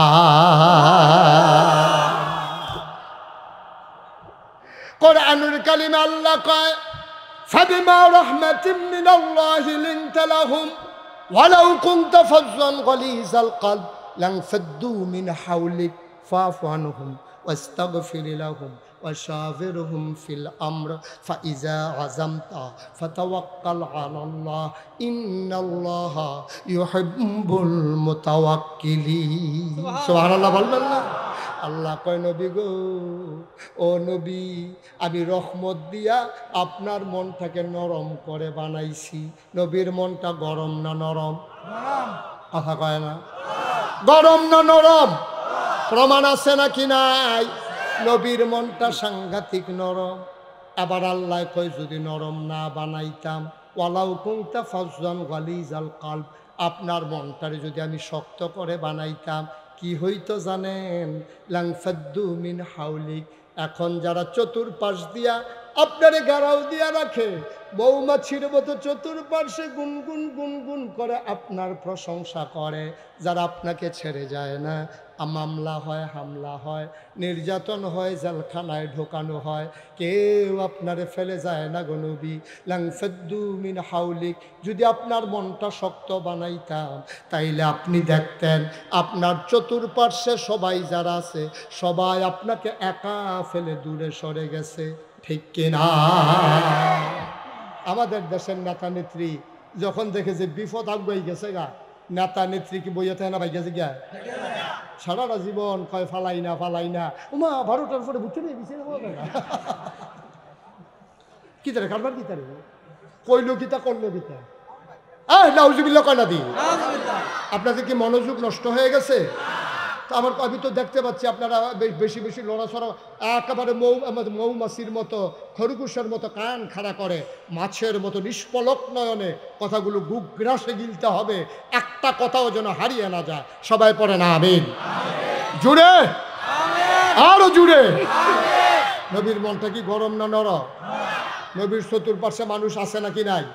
বিপদ দেখলে দৌড় দিয়া লায় না, নবীর লোকে থাহে, প্রমাণ আছে নাকি না? হ্যাঁ, সুন্দর কথা বলছে। বিপদ দেখলে তারা পালায় না, বরং নবীর জন্য জীবন দেয়, ঠিক কিনা কয়? কারণ নবী যে জীবন দেয়, নবী যদি আপনার লেগে জীবন দেয়, তা আপনি জীবন না দিয়ে যাবেন কো? আপনি তো জীবন দিতে বাধ্য। গিভ অ্যান্ড টেক, দেওয়া নেওয়া, চাওয়া পাওয়া, লেনদেন, আদান প্রদান আপনি আমার জন্য করবেন, আমি আপনার জন্য করবো। এটা ন্যাচারাল, ফিতরাতগত, এটাই স্বাভাবিক, ঠিক কিনা কয়? আপনি কিচ্ছু না পারেন, আপনারা আমি টাকা দিছি, আপনি তো অন্তত আমারে দেখলে এটা মনেও করবেন যে ভাই আমার বিপদের দিন আপনি যদি টেহারা না দিতেন, আমি এই বউ বাচ্চা লুয়ে না খাওয়াইয়া মরণের অবস্থা আছি, আপনি যে দিচ্ছেন আসসালামু আলাইকুম। এর দূর পর্যন্ত তো আমরা পারি নাকি পারি না? নবীজি ওই সাহাবাদের জন্য জীবন দিতে চায়, তো সাহাবারও তো জীবন দিতে চায়। প্রমাণ কি? নবীজি একদিন খালি আবু বকর, খুব খেয়াল করে, আবু বকর সিদ্দিক একদিন ডাক দিয়া, আবু বকর একটু সাবধানে থাকতো আর রেডি থাকতো, যে কোনো দিন ডাক আইব আমরা বোধহয় চলে যাওয়া লাগবে। সব ভালো লাগতেন না? এটা স্বাভাবিক কথা বলছে, প্রস্তুত থেকো, তৈরি থেকো, যে কোনো দিন ডাক আসলে আমরা চলে যাব। এই কথা শোনার পরে আবু বকর সিদ্দিক বুঝছে নবীজি মক্কায় আর থাকবেন না, নিশ্চয়ই পার্শ্ববর্তী কোনো জায়গায় চলে যাবেন। তিনি সাথে সাথে বাজারে গেলেন। খুব খেয়াল করেন, চিকন কথা। সাথে সাথে নবীজি কিন্তু কিচ্ছু বলে, শুধু বলছে তৈরি থাকো, আর কিচ্ছু বলে নাই। সাহাবা গেছে বাজারে, আবু বকর সিদ্দিক বাজারে গিয়ে 2টা ওট কিনছে। ওট কিনা এক ইহুদির বাড়িতে দিছে, যেন মুসলমানরা, কাফেররা যেন সন্দেহ করতে না পারে। উঠতে বলছে, ইহুদিকে বলছে মাসিক হারে টাকা পাবা, ওটগুলো লালন পালন করো, হৃষ্টপুষ্ট করো। ওটগুলা ইহুদি ফালতে আছে, কই কি করবে? কই কি করাম, তোমার দরকার নাই, যখন সামু দিয়ে দিবা আর যত টাকা পাওনা হিসাব করে নিয়ে নিবা। কথা ফাইনাল। ওট পালতেছে এই, আর গেছে বাড়িতে। বাড়িতে গিয়া বিবিরে বলছে তুমি ঘুমাই যাও, আমি দাঁড়াই থাকি। কই কই দাঁড়াই থাকবেন? কই দরজা। কই ঘুমাবেন না? কই দাঁড়ায় দাঁড়ায় ঘুমাবো। সুবহানাল্লাহ বলবেন না? আহারে জোরে কয় না সুবহানাল্লাহ। আল্লাহর নবী শুধু বলেছেন, ইশারা করেছেন, ধর তুমি তৈরি থাকো। আবার আবু বকর সিদ্দিক রাদিয়াল্লাহু তাআলা আনহু তিনি দরজার ভিতরে দাঁড়িয়ে আছেন, তার বিবি ঘুমায়। বিবি ডাক দেয়া কয়, স্বামী আমার। আহা, এটা কি করতেছেন আপনারা? এই এটা কি করলেন আপনি? বসান। এই কি ওয়াজ কি উফরে পড়তেছে? একটা লুকো নড়বেন না। কয় ঘন্টা ওয়াজ হয়েছে? কি হয়েছে? সমস্যা কি?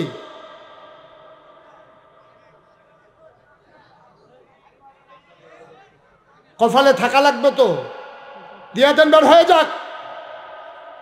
আবার গিয়া বইছে মাইক গানো। আপনার এই সমস্যা আছে যে ঘন ঘন যাওয়ান লাগে, আপনি সাইডে বইবেন না?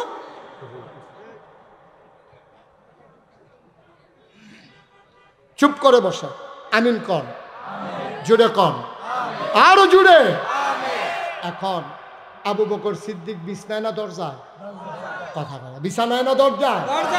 দরজা হেরান দিয়া ঘুমায়। স্ত্রী ডাক দিয়া, স্বামী আমার, আপনি তো অসুস্থ হয়ে যাবেন, এভাবে ঘুমানো যায়? আপনি একবার ডাইনে কাইতেন, একবার বামে কাইতেন, এবার এই লোকটারে বসন্ত, এই ছেলেটারে বসন্ত। বেয়াদবি শুরু হয়ে গেছে মাহফিলের ভিতরে। একটা লুকো লড়বেন না। ভাল না লাগলে বলবেন যে মাইক ছেড়ে দেবো, সমস্যা কি আমার? আমার কি আজকে একদিন ওয়াজ নাকি? 27 সাল পর্যন্ত একাধারে ওয়াজ দেওয়া আছে। আপনি ইচ্ছে করলেই কি আবার আসবো নাকি 2 দিন পরে?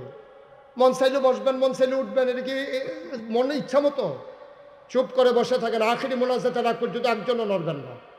প্রস্রাব ধরলেও 2-2.5 ঘন্টা রাখা যায়। এখানে সাথে সাথে করে ফেলা লাগবে, বিষয়টা এমন না। আপনি যখন গেট লক বাসে উঠে হেতারে মাথা ফিটা দিয়ে ফাটাই লইতেন, ভাই বাস খেলিলে চাকরি থাকতো না, সেই ফেসব লই তো আপনি আইয়া পড়ছেন ডাকতে। ঠিক কিনা কও? একটু ধৈর্য ধরে শুনেন। প্রতিদিন ওয়াজ হয় না। যারা এই আয়োজন করে তারা বুঝে একটা ওয়াজের আয়োজন কত কষ্ট। আপনি বুঝবেন, আপনি বুঝবেন। ইঞ্জিনিয়ার কামাল সাহেব, আপনার একটা রাতের জন্য ঢাকা ছেড়ে চলে আসা, এটা ইচ্ছে করলেই হয় না। হাঁটির টান, মায়া, মমতার কারণে ছুটে ছুটে চলে এসেছেন। 1 ঘন্টা সময়ের দাম কত? 1 সেকেন্ড সময় সুদ্ধা ওনাদের দামে বিক্রি হয়। মারহাবা বলবেন না? আর আপনি হাঁটতেছেন, উঠতেছেন, বাড়ি গিয়ে ঘুমাই যাবেন। একটু বসেন, শেষ করে দিচ্ছি। আবু বকর সিদ্দিকী বিছানায় না দরজায়? জুড়ে কন, বিছানায় না দরজায়? উনি দরজার ভিতরে হেলান দিয়া চোখ বন্ধ করে ঘরে ঝুমায় আর ঘুমায়, ঝুরায়, এই কাম।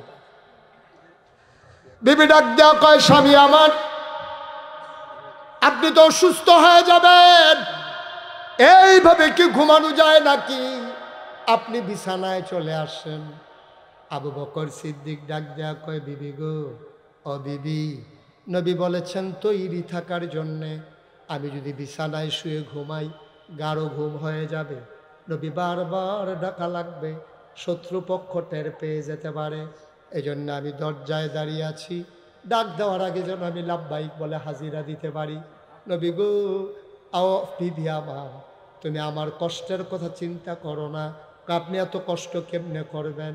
কই আবু বকর সিদ্দিক না, এইরকম 100 আবু বকর যদি না ঘুমাইয়া রাত কাটায় তাতে কিচ্ছু ক্ষতি হবে না।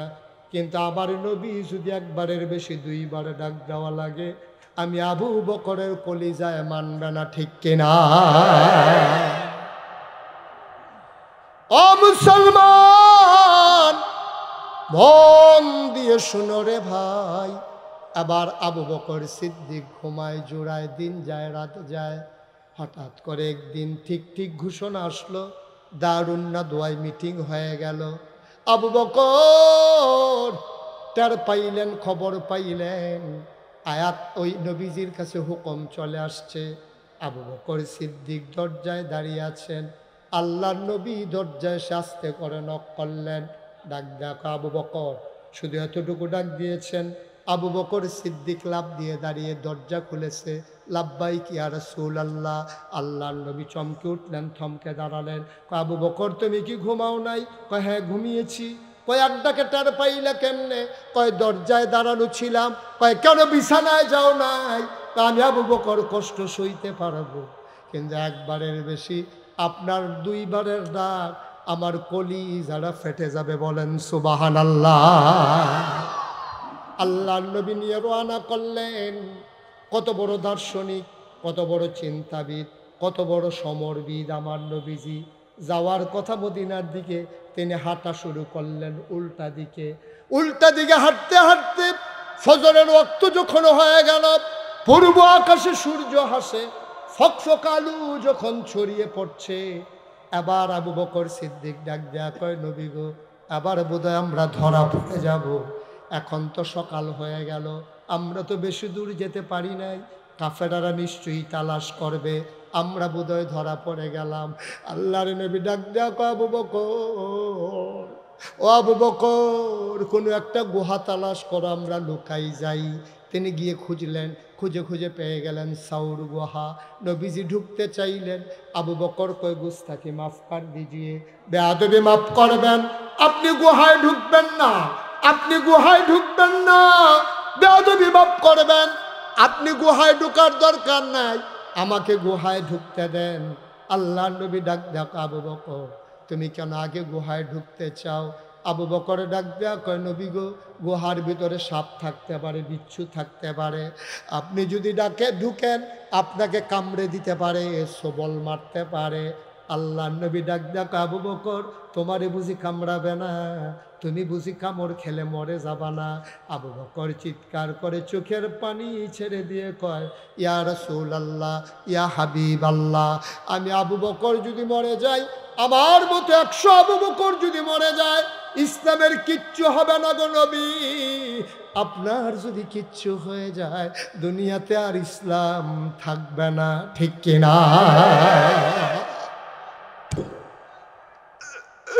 আপনার যদি কিচ্ছু হয়ে যায়, দুনিয়াতে ইসলাম থাকবে না।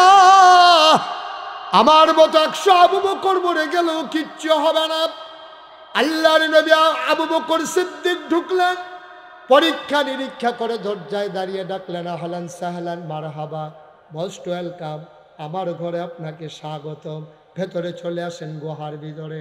আল্লাহর নবী ভিতরে ঢুকে আবু বকরকে কয়, আবু বকর, ক্লান্ত পরিশ্রান্ত শরীর, চোখে ঘুম জমে গেছে, শরীর দুর্বল লাগতেছে, আমার একটু ঘুমাইতে মন চায়। আবু বকর সিদ্দিক কয়, আমি আসন পেতে বসি, আপনি কুলের ভিতরে মাথা রেখে শুয়ে পড়ে। সুবহানাল্লাহ। আবু বকর সিদ্দিক তিনি আসন পেতে বসলেন, আল্লাহর নবী কুলের ভিতরে মাথা রাখলেন, ঘুমিয়ে পড়লেন নবী আমার, প্রশান্ত চিত্ত ঘুমিয়ে আছেন নবী। আবু বকর বারবার নবীর চেহারার দিকে তাকায়, এত কাছ থেকে কখনো আর দেখা হয়ে ওঠেনি। আল্লাহ আবু বকর সিদ্দিক চিন্তা করে, এটা কেমন মানুষ, কেমন মানুষ আমার কুলের মাঝে ঘুমিয়ে আছে। হঠাৎ করে তিনি চতুর্দিকে তাকাইয়া দেখলেন, পুরানো গুহার ভিতরে গর্তের ওই গর্ত দেখা যায়, প্রতিটা গর্তের ভেতর থেকে সাপের জিহ্বা লক লক করে। তাকায়া দেখে পুরাটা গুহার ভিতরে শুধু গর্ত আর গর্ত, আর গর্তের ভেতর থেকে সাপ মাথা বের করে জিহ্বা বের করে দিয়েছে। আবু বকর সিদ্দিক ভয় পেয়ে গেলেন, বিষাক্ত পাহাড়ি সাপ যদি ঢুকে পড়ে সর্বনাশ হয়ে যাবে। তিনি করলে মাথার পাগড়িটা খুললেন, টুকরা টুকরা করে ছিঁড়লেন, সবগুলা গর্ত ওই মাথার পাগড়ির টুকরা কাপড় দিয়া বন্ধ করলেন। কাপড়ের টুকরা শেষ, গর্ত বাকি রয়ে গেছে একটা। কয়টা? কথা কয়টা?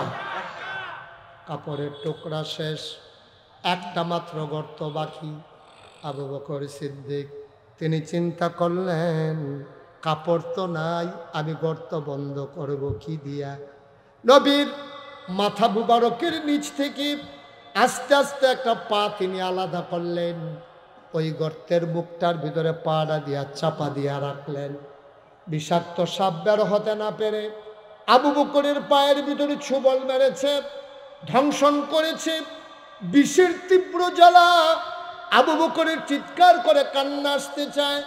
তিনি ঠোঁটটাকে শক্ত করে দাঁত দিয়ে কামড়ে ধরলেন, আওয়াজটা যেন বাইরে না আসে।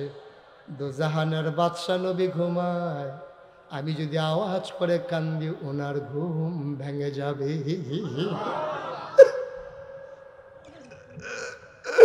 আমি কষ্ট সইতে পারবো,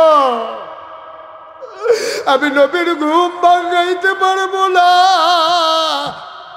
আবু বকর সিদ্দিক কান্নার আওয়াজ থামাইতে পারলেন, কিন্তু তিনি চোখের পানি সামলাইতে পারলেন না। চোখের পানি তিনি আটকে রাখতে পারলেন না। বিষের যন্ত্রণায় 2 ফোঁটা চোখের পানি নবীর গাল মোবারকে পড়ে গেল। নবী চমকে উঠলেন, থমকে দাঁড়ালেন, আশ্চর্যান্বিত হয়ে গেলেন। তিনি আবার কুল থেকে মাথা উঠিয়ে বসলেন মুখোমুখি। তাকাইয়া দেখে আবু বকরের চোখ 2টা লাল লাল, আবু বকরের চোখ 2টা বড় বড় হয়ে গেছে, গাল বেবে টপ টপ করে পানি পড়তেছে। আল্লাহর নবী দেখে আবু বকরের শরীরটা নীল হয়ে গেছে। ডাক দেখো আবু বকর, নিশ্চয়ই বাড়ির কথা মনে পড়ছে, কাঁদতেছ স্ত্রীর জন্য, সন্তানের জন্য। আবু বকর সিদ্দিক ডাক দেখো, ইয়া রাসূলুল্লাহ, একটা কথা বললেন। আপনি নবীরে দেখার জন্যে ছোট বাচ্চারা পর্যন্ত লাইন ধরে দাঁড়িয়ে যায়। 3 দিনের না খাওয়া মানুষ একবার আপনার চেহারার দিকে তাকাইলে খিদার কথা আর মনে থাকে না। আর আপনার দিকে তাকাইয়া আমি বাড়ির কথা মনে করে করে কানবো। আমি কি সেই মানুষ নাকি ইয়া রাসূলুল্লাহ? বাড়ির কথা মনে করে আমি কান্দি না। কয় কান্দো কেন? কয় মনে করেছিলাম বলবো না, আবার তো না বলে উপায় নাই। নবী গো, ও নবী, বিষাক্ত সাপ আমার পায়ে কামড়ে দিয়েছে। নবী বললেন, দেখি কোথায় কামড়েছে। তিনি পা টান দিয়ে দেখালেন। আল্লাহর নবী আঙ্গুলটা জেব্বার ভেতরে দিয়া একটু লালা আঙ্গুলের মাথায় লাগালেন, যেখানে সাপ কামড়ে দিয়েছে। আবু বকর সিদ্দিকের ওই জায়গায় নবী নিজের হাতে একটু লালা লাগাই দিলেন। আবু বকর কয়, গোটা পৃথিবীর মানুষ, খোদার কসম তোমরা সাক্ষী থাকো, যেই মাত্র নবী একটু লালা লাগাইলে, লালাটা লাগানোর সাথে সাথে আমি এমন আরাম পাইলাম। ওই সাপ কামড় দেওয়ার আগে আমার পাটা যেমন আরামে ছিল, মৃত্যুর পূর্ব মুহূর্ত পর্যন্ত নবীর লালা লাগানোর পরে আমি যে আরাম পেয়েছিলাম, এই আরাম আর কোনোদিন এমন পাই না। নামতাবাদের মুসলমানেরা, গোপীনাথপুরের মুসলমানেরা, অনন্তপুরের মুসলমানেরা, গাবতলির মুসলমানেরা, কসবা খাওড়ার মুসলমানেরা, মন দিয়ে শোনো রে ভাই। 33 বছর মুশতাক ফয়েজি মাহফিল করে, দেশে দেশের বাইরে 33টা বছর ওয়াজ করি। মাহফিলে কদম দিলে মাহফিলটার ওজন বুঝি। আজকে তোমাদের মাহফিলে কদম দিয়া আমার মন সাক্ষী দিয়েছে, তোমাদের মাহফিল আমার আল্লাহ কবুল করে নিয়েছে। এই কবুল হওয়া মাহফিলটা থেকে উঠে যাওয়া মোটেও ভালো কাজ না, মোটেও ভালো কাজ না। কবুল হওয়া মাহফিলের দোয়াও কবুল। এই প্যান্ডেলের ভিতরে যারা বসে আছো, আমি জানি না তোমরা মাহফিল বলতে কি বুঝছো। তোমরা কি মনে করছো মাহফিল মানে হ্যান্ডবিল, মাহফিল মানে পোস্টার, মাহফিল মানে প্যান্ডেল, মাহফিল মানে লাইট, মাহফিল মানে মাইক, মাহফিল মানে বক্তা? না রে না, তোমরা যা মনে করেছো মাহফিল মানে তা না। মাহফিল মানে হচ্ছে তোমার জীবনের গুনাহ মাফ। মাহফিল মানে হচ্ছে এই এলাকার কবরবাসীর কবরের আযাব বন্ধ, ঠিক কিনা? তুমি মাহফিলের ওজন বুঝো নাই, এই জন্য তুমি তামাশা করো, তুমি দৌড়াও। তুমি জানো না, তুমি দেখো না মাহফিলের চতুর্পাশ দিয়া রুহানি হালাতে তোমার আব্বা তোমার আম্মা চতুর্দিক দিয়া লাইন ধরে দাঁড়িয়ে আছে। তুমিও দেখো না, আমিও দেখি না। দেখে ফেরেশতা, ফেরেশতারে তোমার আম্মা, ফেরেশতা তোমার আম্মারে জিজ্ঞেস করে, কি গো, কেন তুমি এই পার্শ্বে দাঁড়িয়ে আছো? কেন তুমি দৌড়ে দৌড়ে এসেছো কবর ফেলে? তোমার আম্মায় কান্দে আর কয়, ও ফেরেশতা আমারে তাড়াইয়া দিও না, নাগাইশের পীর সাহেব মুশতাক ফৈজি এসেছে, আমার ছেলেও মাহফিলে গিয়েছে। কতদিন আমি আজকে কবরে, কবরের কি আযাব আর সইতে পারি না।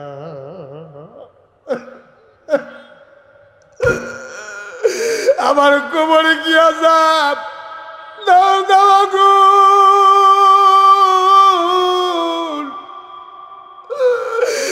ফেরেশতা আমারে দাঁড়াই দিও না,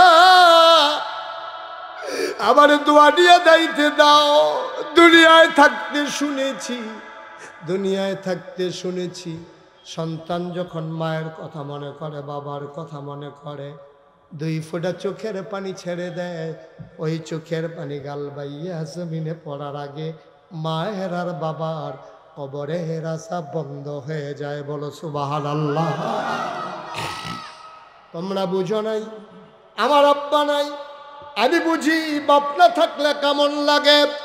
ছোট ছোট বাচ্চারা আব্বা আব্বা বলে যখন ডাক দেয়, মানুষগুলো যখন দোয়া চাইতে আসে, হুজুর দোয়া করেন, বাবা নাই। আমারও মনের আয়নায় বাবার চেহারা খানি ভেসে উঠে, মন চায় একবার যদি আব্বা বলে ডাক দিতে পারতাম। বাবার কথা বেশি যখন মনে পড়ে, আমি মাঝ রাতে, অন্ধকার রাতে, নিস্তব্ধ পৃথিবীতে আমি একাকি গুটি গুটি পায়ে বাবার কবরের কিনারে গিয়া দাঁড়াই, বাবার মাথার কাছে গিয়ে বসি, বাবার লগে গুনগুন করে কথা কই, আব্বা, ও আব্বা, আব্বা আমারে চিনছেন নাকি আব্বা? আমি আপনার মুশতাক ফৈজি, 11 বছরের রেখে আপনি ইন্তেকাল করছিলেন। আপনার মুশতাক ফৈজি এখন অনেক বড় হয়ে গেছে আব্বা, ও আব্বা আপনার মুশতাক ফৈজি অনেক বড় হয়ে গেছে আব্বা, আপনি আমারে চিনছেন নাকি? ও আব্বা আপনি কেমন আছেন কবরে? মাটির বিছানা কি কবরে? কি খাইতে দেয় আপনারে আমার আল্লাহ? আমি আব্বার লগে কত কথা কই, আমার আব্বা একটা কথারও জবাব দেয় না। কানতে কানতে বিছানায় যাই, ঘুমাইতে পারি না। এমন আব্বা যারা কবরে শোয়াইছো, এমন আম্মা যারা কবরে শোয়াইছো, একটা লোক উঠে যাইও না, একটা লোক চলে যাইও না। বাবার জন্য দোয়া করে দিয়ে যাও। তুমি বাবা ভুলে গেছো রে ভাই, তোমার বাবার কথা বলে নাই। এখনো তো বাবার জমিন চাষ করে খাও, বাবার উঠানো ঘরের ভেতরে ঘুমাও। শেষ রাত্রে যখন হালকা ঠান্ডা পড়ে যায়, মায়ের সেলাই করা কাঁথা গায়ে দিয়েই তো ঘুমাও। তোমরা যারা উঠতেছ, ওঠার আগে সাদা কাগজে একটা লাইন লেখো, তুমি যেমন আব্বা আম্মারে কবরে ফেলাইয়া উঠে যাও, তুমি যেই দিন কবরে যাবা, তোমার সন্তান সেই দিন মাহফিলের কাছেও আসবে না, দোয়া করবে দূরের কথা, ঠিক কিনা? কি এমন তাড়াহুড়া? কি করবেন আপনি বাড়িতে গিয়া? কি করবেন আপনি? আপনি 1-1.5 ঘন্টা 2টা ঘন্টা আপনি মাহফিলে বসতে পারেন না, এত ব্যস্ত আপনি। কখন চায়ের স্টলে বসবেন, কখন ঘুমুবেন, কখন মোবাইল চালাবেন, কখন টিভি দেখবেন। আপনি এত ব্যস্ত মানুষ, আপনি কবরে গিয়ে দেখেন কারবারটা কি হয়। মায়ের কথা মনে করে বছরে একবার মাহফিলে একটু দোয়া করতে মন চায় না। আপনার মনে আছে এই মায়ের কথা? আপনি যখন দুনিয়াতে আসবেন, মায়ের যখন ব্যথা শুরু হয়েছে, আপনার মাথাটা ছিল উপরে, পাগুলা ছিল নিচে। আল্লাহ আপনার একটা ডিগবাজি খাওয়াইয়া মাথাটা নিচের দিকে নামাইছে, পাগুলো উপরের দিকে উঠাইছে। পাগুলো উপরের দিকে উঠার সময় আপনি মার কলিজার ভিতরে দুইটা লাথি দিছিলেন। ওই লাথির কারণে আপনার মা সাথে সাথে চোখ উল্টাইয়া বেহুশ হয়ে গেছে। আপনি তো মনেই নাই, আপনার মনে নাই। আপনি লাথি দিয়া মায়ের কলিজায় দুনিয়াতে এসেছেন, মা বেহুশ হয়ে পড়ে আছে। আল্লাহ ডাক দিয়া কয়, ফেরেশতা আমার বান্দি তো মরে যাবে, আমার বান্দিটা তো মরে যাবে, তারে হুশ ফিরানোর ব্যবস্থা করো। ফেরেশতা কয়, মাওলা ও মাওলা, কেমনে আমি হুশ ফিরাবো, তোমার বান্দি তো বেহুশ। আল্লাহ ডাক দেয়া কয়, বাচ্চার গায়ে আস্তে করে আলতো করে চাপা দাও। ফেরেশতা এসে তোমার গায়ে চাপা দিয়েছে, তুমি হঠাৎ করে ওয়া ওয়া করে কান্না শুরু করেছো। ওই কান্নার আওয়াজ তুমি যেমন আস্তে করেছো, আল্লাহ আওয়াজটারে কয়েক গুণ বাড়াইয়া মায়ের কানের ভিতর দিয়া কলিজার ভিতরে পৌঁছাই দিছে। বেহুশ মা, ওই বেহুশ আমা আওয়াজ যখন কলিজায় গিয়া ধাক্কা খাইছে, মা আর বেহুশ থাকেন নাই। আস্তে করে মা চোখ খুলে ফেলেছেন। রক্ত মাখা তোমার শরীর, তোমার নানি কাপড় দিয়া পেঁচাইয়া কুলে নিয়ে রাখছে, তুমি ওয়া ওয়া করে কাঁদতেছ। তোমার মা ডাক দেও, গো আম্মা, ও আম্মা, কি সন্তান প্রসব করলাম গো আম্মা, তাড়াতাড়ি কুলে দাও। তোমারে নিয়া তোমার নানি তোমার মায়ের কুলে দিছে। 10 মাস 10 দিন তোমার মায়ের খাইতে দাও নাই, ঘুমাইতে দাও নাই।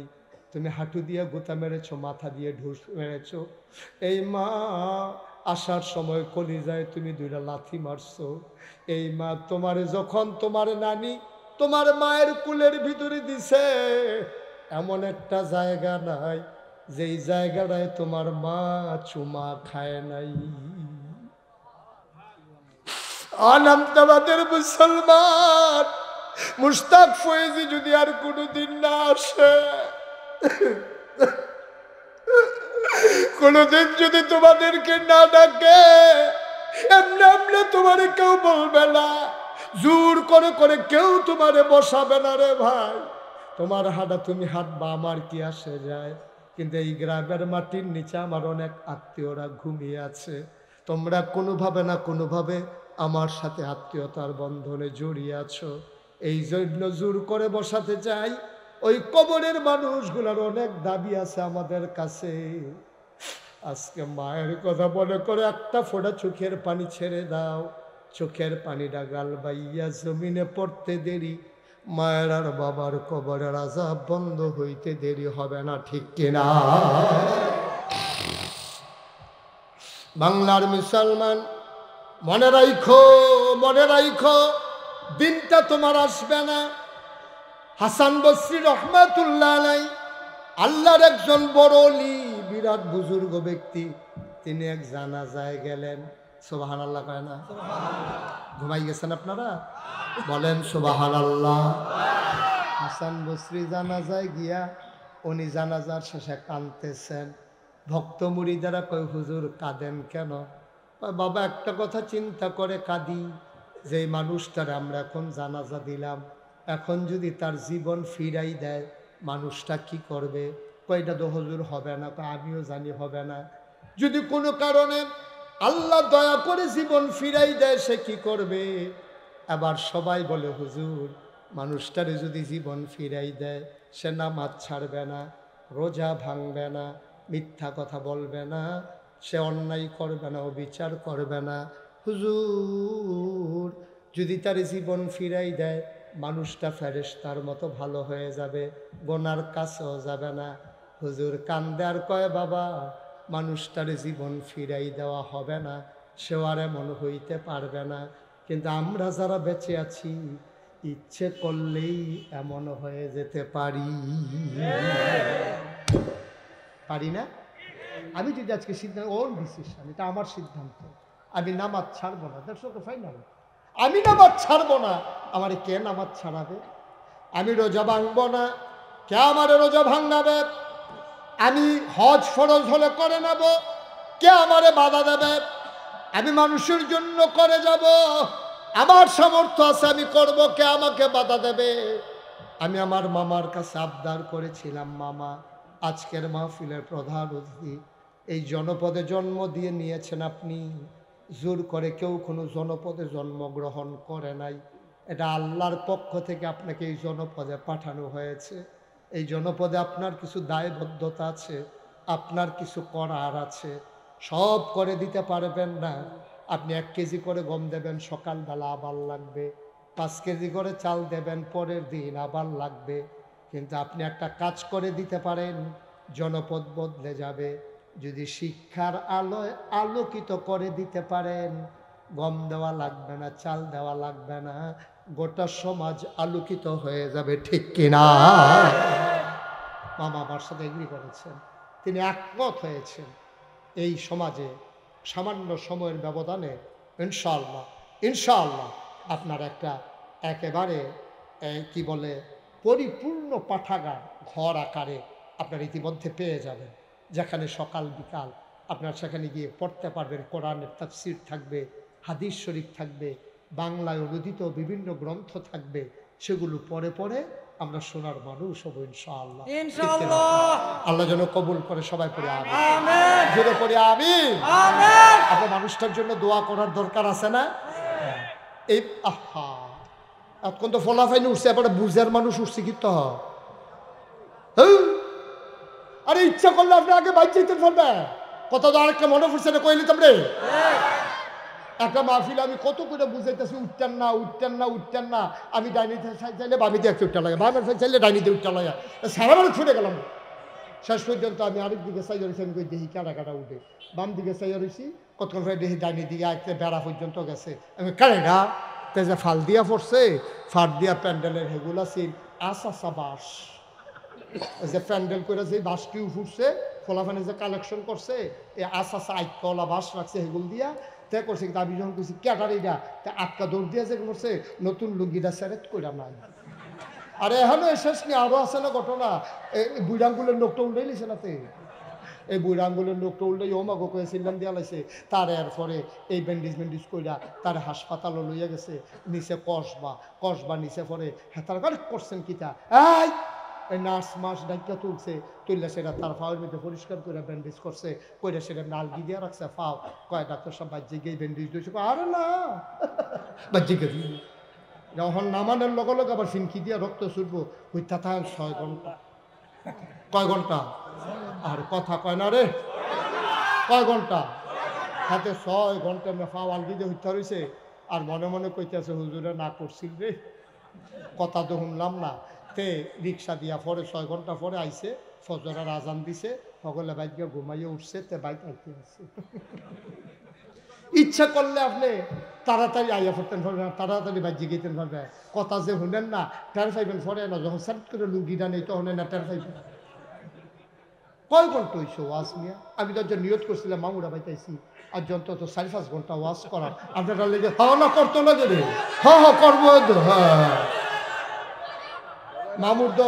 মামুর তো নাইয়া বেড়াইছি দিয়ে আরে দিলে কয় ঘন্টার হুতাম কমলারে হতাহতি বন্ধ হচ্ছে, মার হাবা কয় না রে ভাইও, প্রত্যেক দিন মাহফিল হয় না, ও প্রত্যেক দিন মাহফিল হয় না, প্রত্যেক দিন মাছের জু লাগা না, সারাদিন খাওয়াইয়া তুমি সুহার মাছটি খাইছো না, আর জু লাগছে ভরে সকলে খাওয়াইতে আছে, ধুলায় খালি মাছ পড়াইতে আছে, তার 2টা জাল, একটা খাও দিয়ে তুললা দেয়, বউয়ে ঝিয়ে বাচ্চা বুচ্চা আবার দেয়, হাতে আরেকটা খাও দেয়, কি আর জমান না মাছ, খালের ঘরে বইয়ে বইতে ভাত খাইতে আছে, আত তো দুইছে রাতে এমনি খাইয়া সেটা মাছ ধরতে আছে, আরেকটার বউয়ে কইতেছে আপনি আমার ঘর কিতা হইলেন, জামাই রে কইতে আছে আর কি, কথাটা কিতা করে ঠেলার লগে আইয়া পড়ছে। পরে তারে গিয়া ফাটাইছে ঠেললা ঠুললা, কয় আপনি যান, কারে যা লইতো নাই, যান কি লইয়া, কয় সিরা মশারিটা লইয়া যান। তো মশারিটারে লইয়া সাইড কোনার চারটে ইট বান্ধা তেনে এইটা দিয়ে হালাইছে, বাইরে দিয়ে ট্যাংরা মাছ লাগে একটা সাদা হইয়া গেছে। সুবহানাল্লাহ কয় না? মাছের যখন ঝুলাইয়া যাইয়া তখন জাল লাগে না, মশারির বেড়াইয়া লাগে, আর নাহলে সারাদিন খাওয়াইয়া সুহার মাছও পাওয়া যায় না, ঠিক কিনা কয়? আচ্ছা সোয়াবের ঝুলাইয়া গেছে গা, ঠিক কিনা কয়? আচ্ছা সব সোয়াব লইয়া যাইবা ডুলায় ডুলায়, ঠিক রে? সবাই মিললে আমরা ওই ওই এত কথার ভিত্তিতে হাতে উঠে লাইছে না, এমনি উদাম করে সিহন জিংলা দিয়া খিসন যাইতো।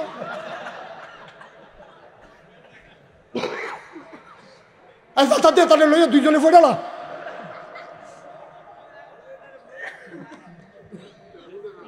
মার হাবা কয় না, জোরে কয় না মার হাবা।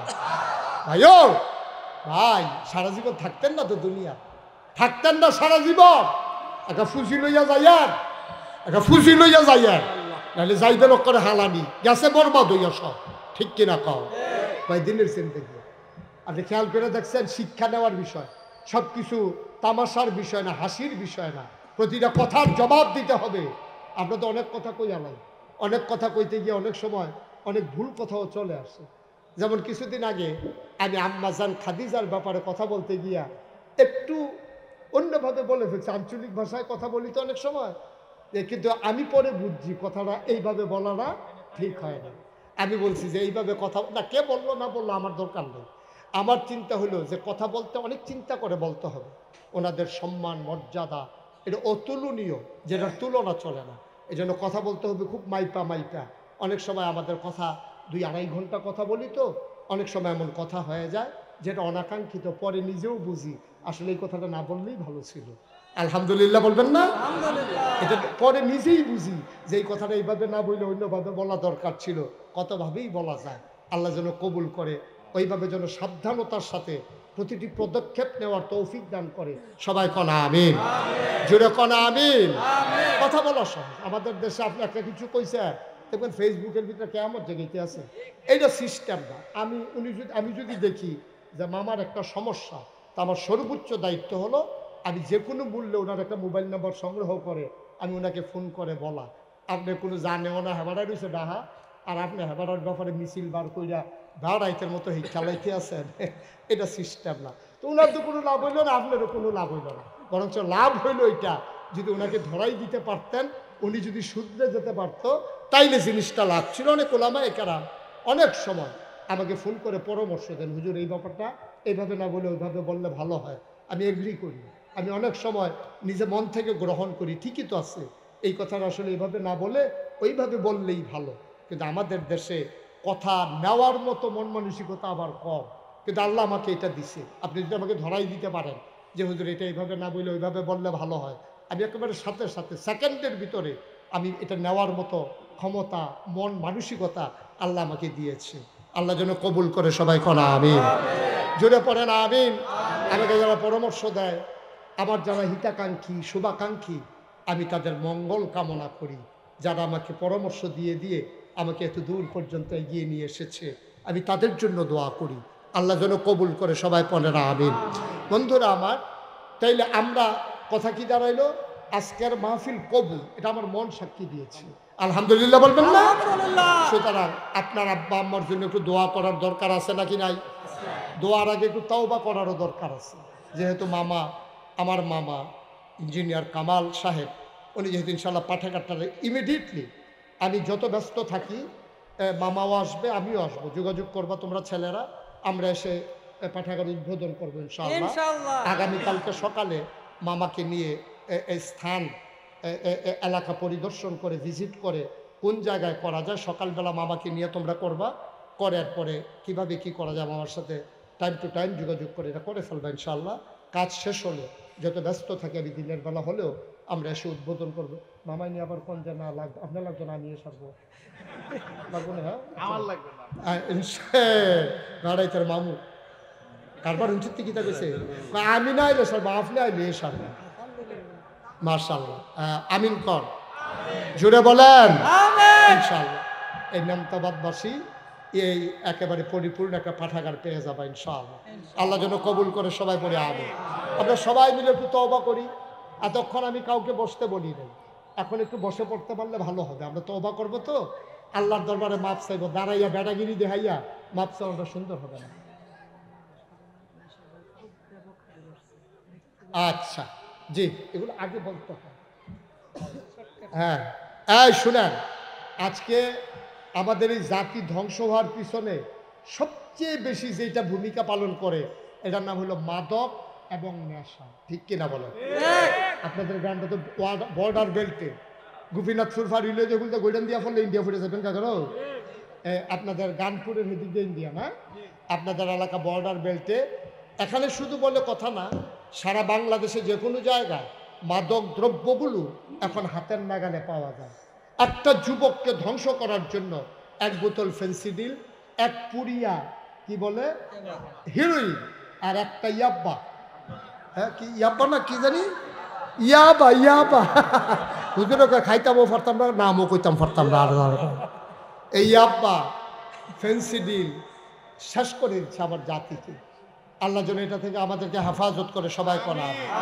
যুবক, ও যুবক, তোরার আমি কলজা দিয়া মায়া করি রে, তোরার যে কত মায়া আমি করি, বাংলাদেশে কোনো বক্তা যুবকদেরকে তো মায়া করে না। ঠিক কিনা কও?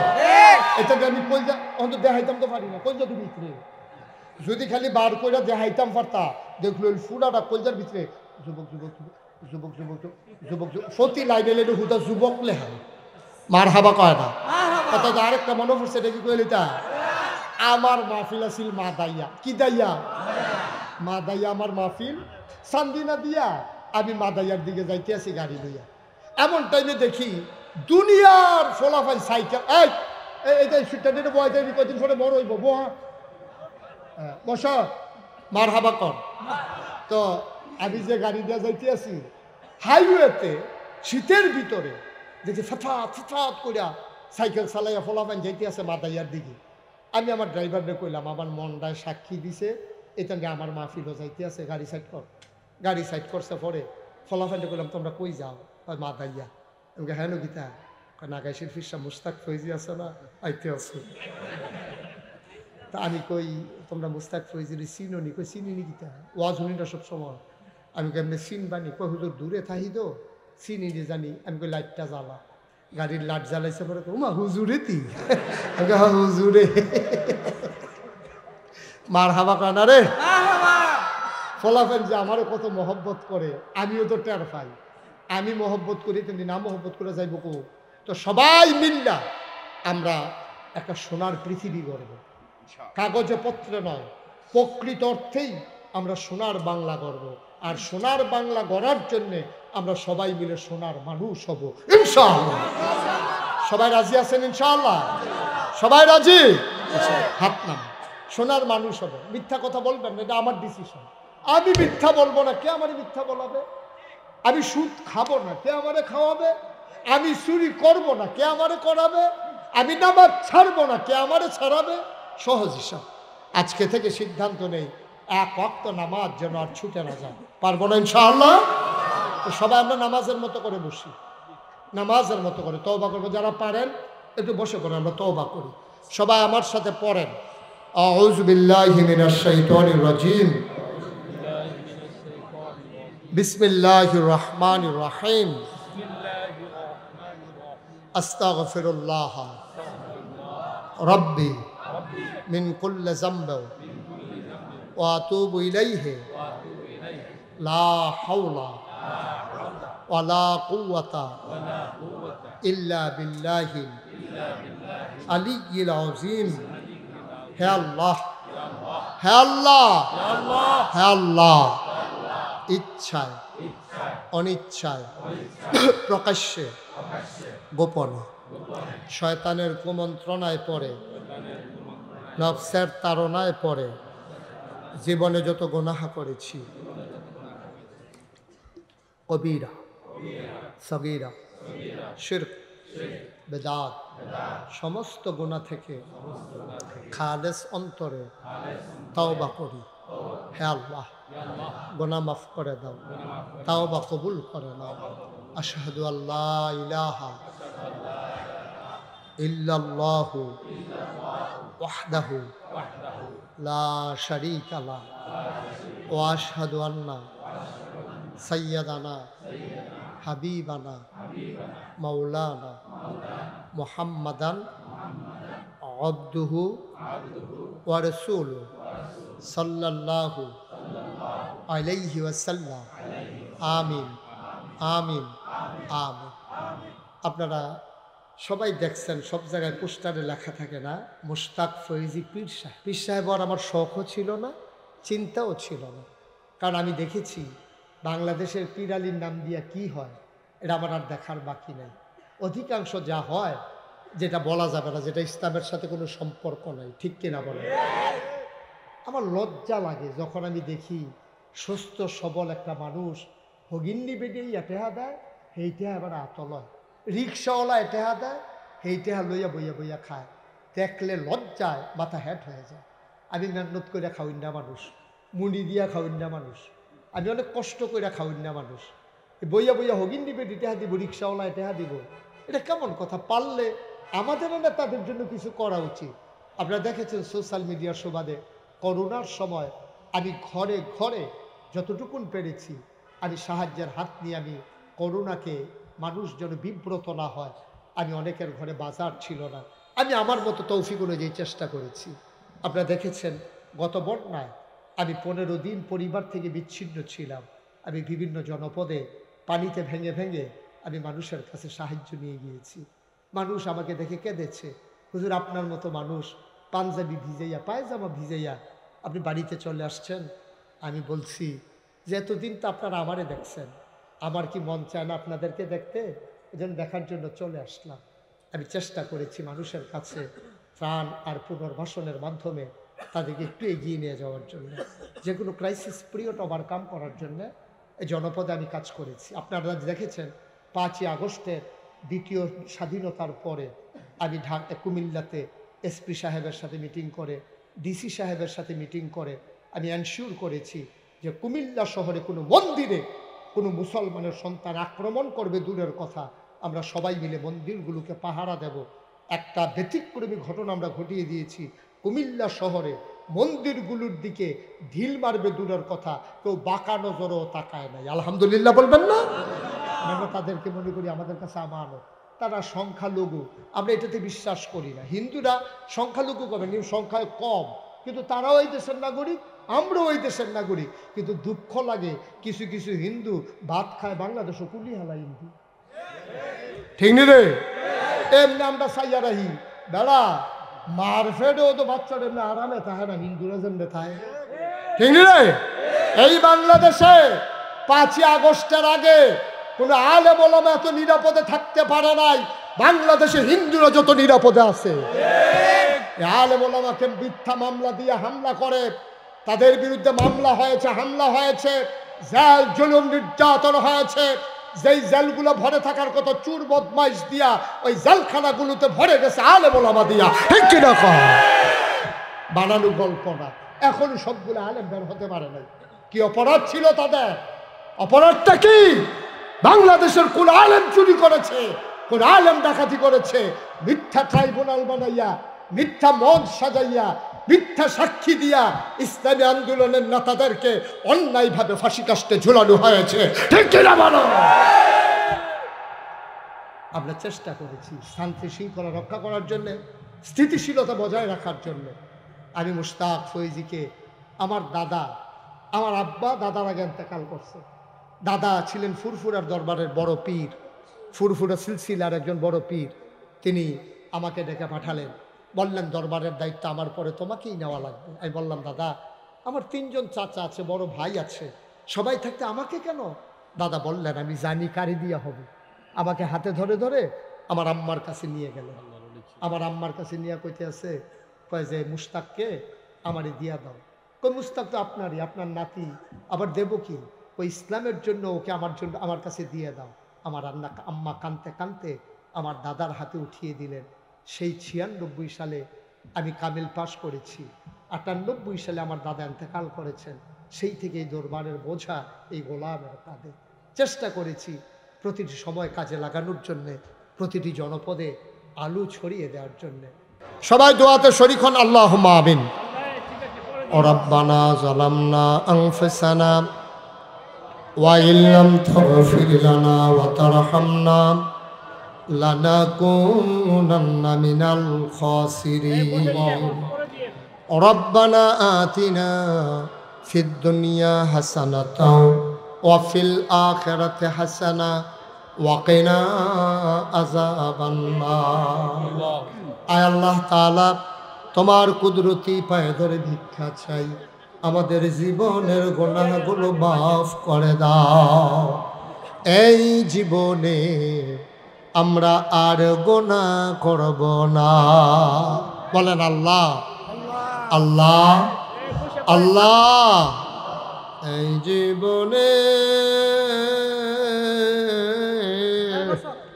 আমরা আর গুনাহ করব না।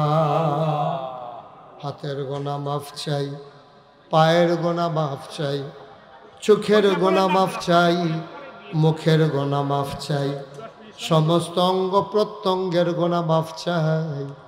জীবনের গুনাহগুলো তুমি মাফ করে দাও। আয় আল্লাহ তাআলা, তোমার কুদরতি পায়ে ধরে ভিক্ষা চাই। আমি জানি না কার আব্বা নাই, আমি জানি না কার আম্মা নাই। আব্বা আম্মা যাদের কবরে, আব্বা আম্মার কবরে তুমি মাওলা আযাব দিও না। বলেন আল্লাহ আল্লাহ আল্লাহ। আব্বা আম্মার কবরে আর আযাব দিও না। দাদা দাদির কবরে আর আযাব দিও না। নানা নানির কবরে আর আযাব দিও না। এই এলাকার কবরে আর আযাব দিও না। ইয়া রাব্বাল আলামিন, ও মাওলা রব্বে করিম, তোমার কুদরতি পায়ে ধরে ভিক্ষা চাই। মাওলা রব্বে করিম, আমাদের জীবনের গুনাহগুলো মাফ করে দাও। আমাদের আব্বা আম্মা যাদের কবরে, কবরগুলারে তুমি মাওলা জান্নাতের টুকরা বানাইয়া দাও। 5ই আগস্টের পূর্ববর্তী সময়ে যারা নিজেদের জীবন বিলিয়ে দিল, ওই জীবনগুলারে তুমি শহীদ হিসেবে কবুল আর মঞ্জুর করে নাও। ওদের আব্বা আম্মা গুলারে সবরে জামিল ইখতিয়ার করার তৌফিক তুমি দান করে দাও। ইয়া রাব্বাল আলামিন, ও মাওলা রব্বে করিম, সবাইকে তোমার কুদরতি হাতে সুপর্দ করে দিলাম। তুমি মাওলা সবার জামিনদার হয়ে যাও। আয় আল্লাহ তাআলা, মাওলা রব্বে করিম, টাকা দিল, পয়সা দিল, বুদ্ধি দিল, পরামর্শ দিল, মাহফিলে হাজির হইল, যে যেমন করে মাহফিল সাজাইল, কিয়ামতের দিনে মুসিবতের সময় আজকের মোনাজাতকে সবার জন্য নাজাতের উসিলা বানাইয়া দিও। ইয়া রাব্বাল আলামিন, ও মাওলা রব্বে করিম, আমি আসি আর না আসি, আমি থাকি আর না থাকি, আজকের এই মাহফিল উপযুক্ত খাদেম দিয়া কিয়ামত পর্যন্ত তুমি মাওলা কায়েম আর দায়েম রেখে দিও। ইয়া রাব্বাল আলামিন, আজকের মাহফিলের সভাপতি, প্রধান অতিথি থেকে শুরু করে ছোট্ট বাচ্চাটা পর্যন্ত, পর্দার আড়ালের মায়েরা বোনেরা, সবাইকে তুমি মাওলা কবুল আর মঞ্জুর করে নাও। যারা বিদেশে পড়ে আছে, সহি সালামতে বিদেশি জিন্দেগি করার তৌফিক দাও। যারা মাওলা কামাই রোজগার নাই, কামাই রোজগারের ব্যবস্থা করে দাও। আমার বাংলাদেশকে তুমি কবুল আর মঞ্জুর করে নাও। এই দেশের স্বাধীনতা, সার্বভৌমত্ব তুমি রক্ষা করো। শয়তানের শয়তানি, মানুষের শয়তানি, জিনের শয়তানি থেকে এই দেশটাকে তুমি মাওলা হিফাজত করে রাখো। বড় দুঃখী মানুষ এই দেশের মানুষ, 53 বছর হলো দেশটা স্বাধীন হলো, এদেশের মানুষগুলা স্বাধীনতা কারে কই বুঝলো না মাওলা। আয় আল্লাহ তাআলা স্বাধীনতার স্বাদ গ্রহণ করার তৌফিক দান করে দাও। এই গ্রামবাসী সবাইকে তুমি কবুল করো। এই মাটির নিচে আমার নানা নানি, আমার মামা মামি, কত আত্মীয় স্বজন ঘুমিয়ে আছেন মাওলা। কিছুদিন আগে আমার এক মামার জানাজা পড়ে গেলাম এই মাদ্রাসা মাঠে। আমার মামি বাড়িতে আছেন। আমার মামি বলে, বাবা মামার জন্য দোয়া করে দিও। আয় আল্লাহ তাআলা মামার কবরটাকে জান্নাতের টুকরা বানিয়ে দাও ইয়া রাব্বাল আলামিন। দুনিয়ার এই সম্পর্ক কিয়ামতের ময়দানে মুসিবতের সময় আমাদের জন্য নাজাতের উসিলা বানাইয়া দিও। আয় আল্লাহ তাআলা সবাইকে তোমার কুদরতে উঠাই দিলাম। আমার এই কলিজার টুকরা যুবকগুলারে দ্বীনের খাদেম হিসেবে কবুল আর মঞ্জুর করে নাও। পর্দার আড়ালের মা বোন যারা আবেদা সালেহা জাহেদা বানাইয়া দাও। এই গ্রাম আমার নানার গ্রাম, এই গ্রাম আমার মামাদের গ্রাম, মামিদের গ্রাম, মামাতো ভাই বোনের গ্রাম। আয় আল্লাহ যে যেইভাবে আমার আত্মীয়তার বন্ধনে আবদ্ধ, এই মহব্বত কিয়ামতের ময়দানে আমাদের জন্য নাজাতের উসিলা বানাইয়া দিও।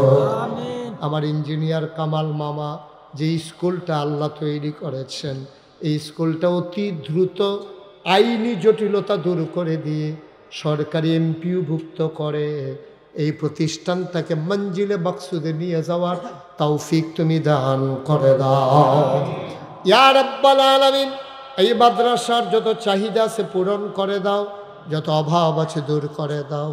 এই নেমতাবাদ গ্রামকে একটা আদর্শ গ্রাম হিসাবে কবুল আর মঞ্জুর করে নাও।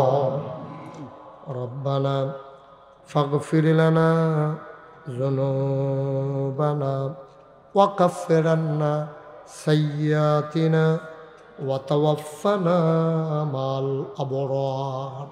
আমিন আমিন আমিন ইয়া রাব্বাল আলামিন।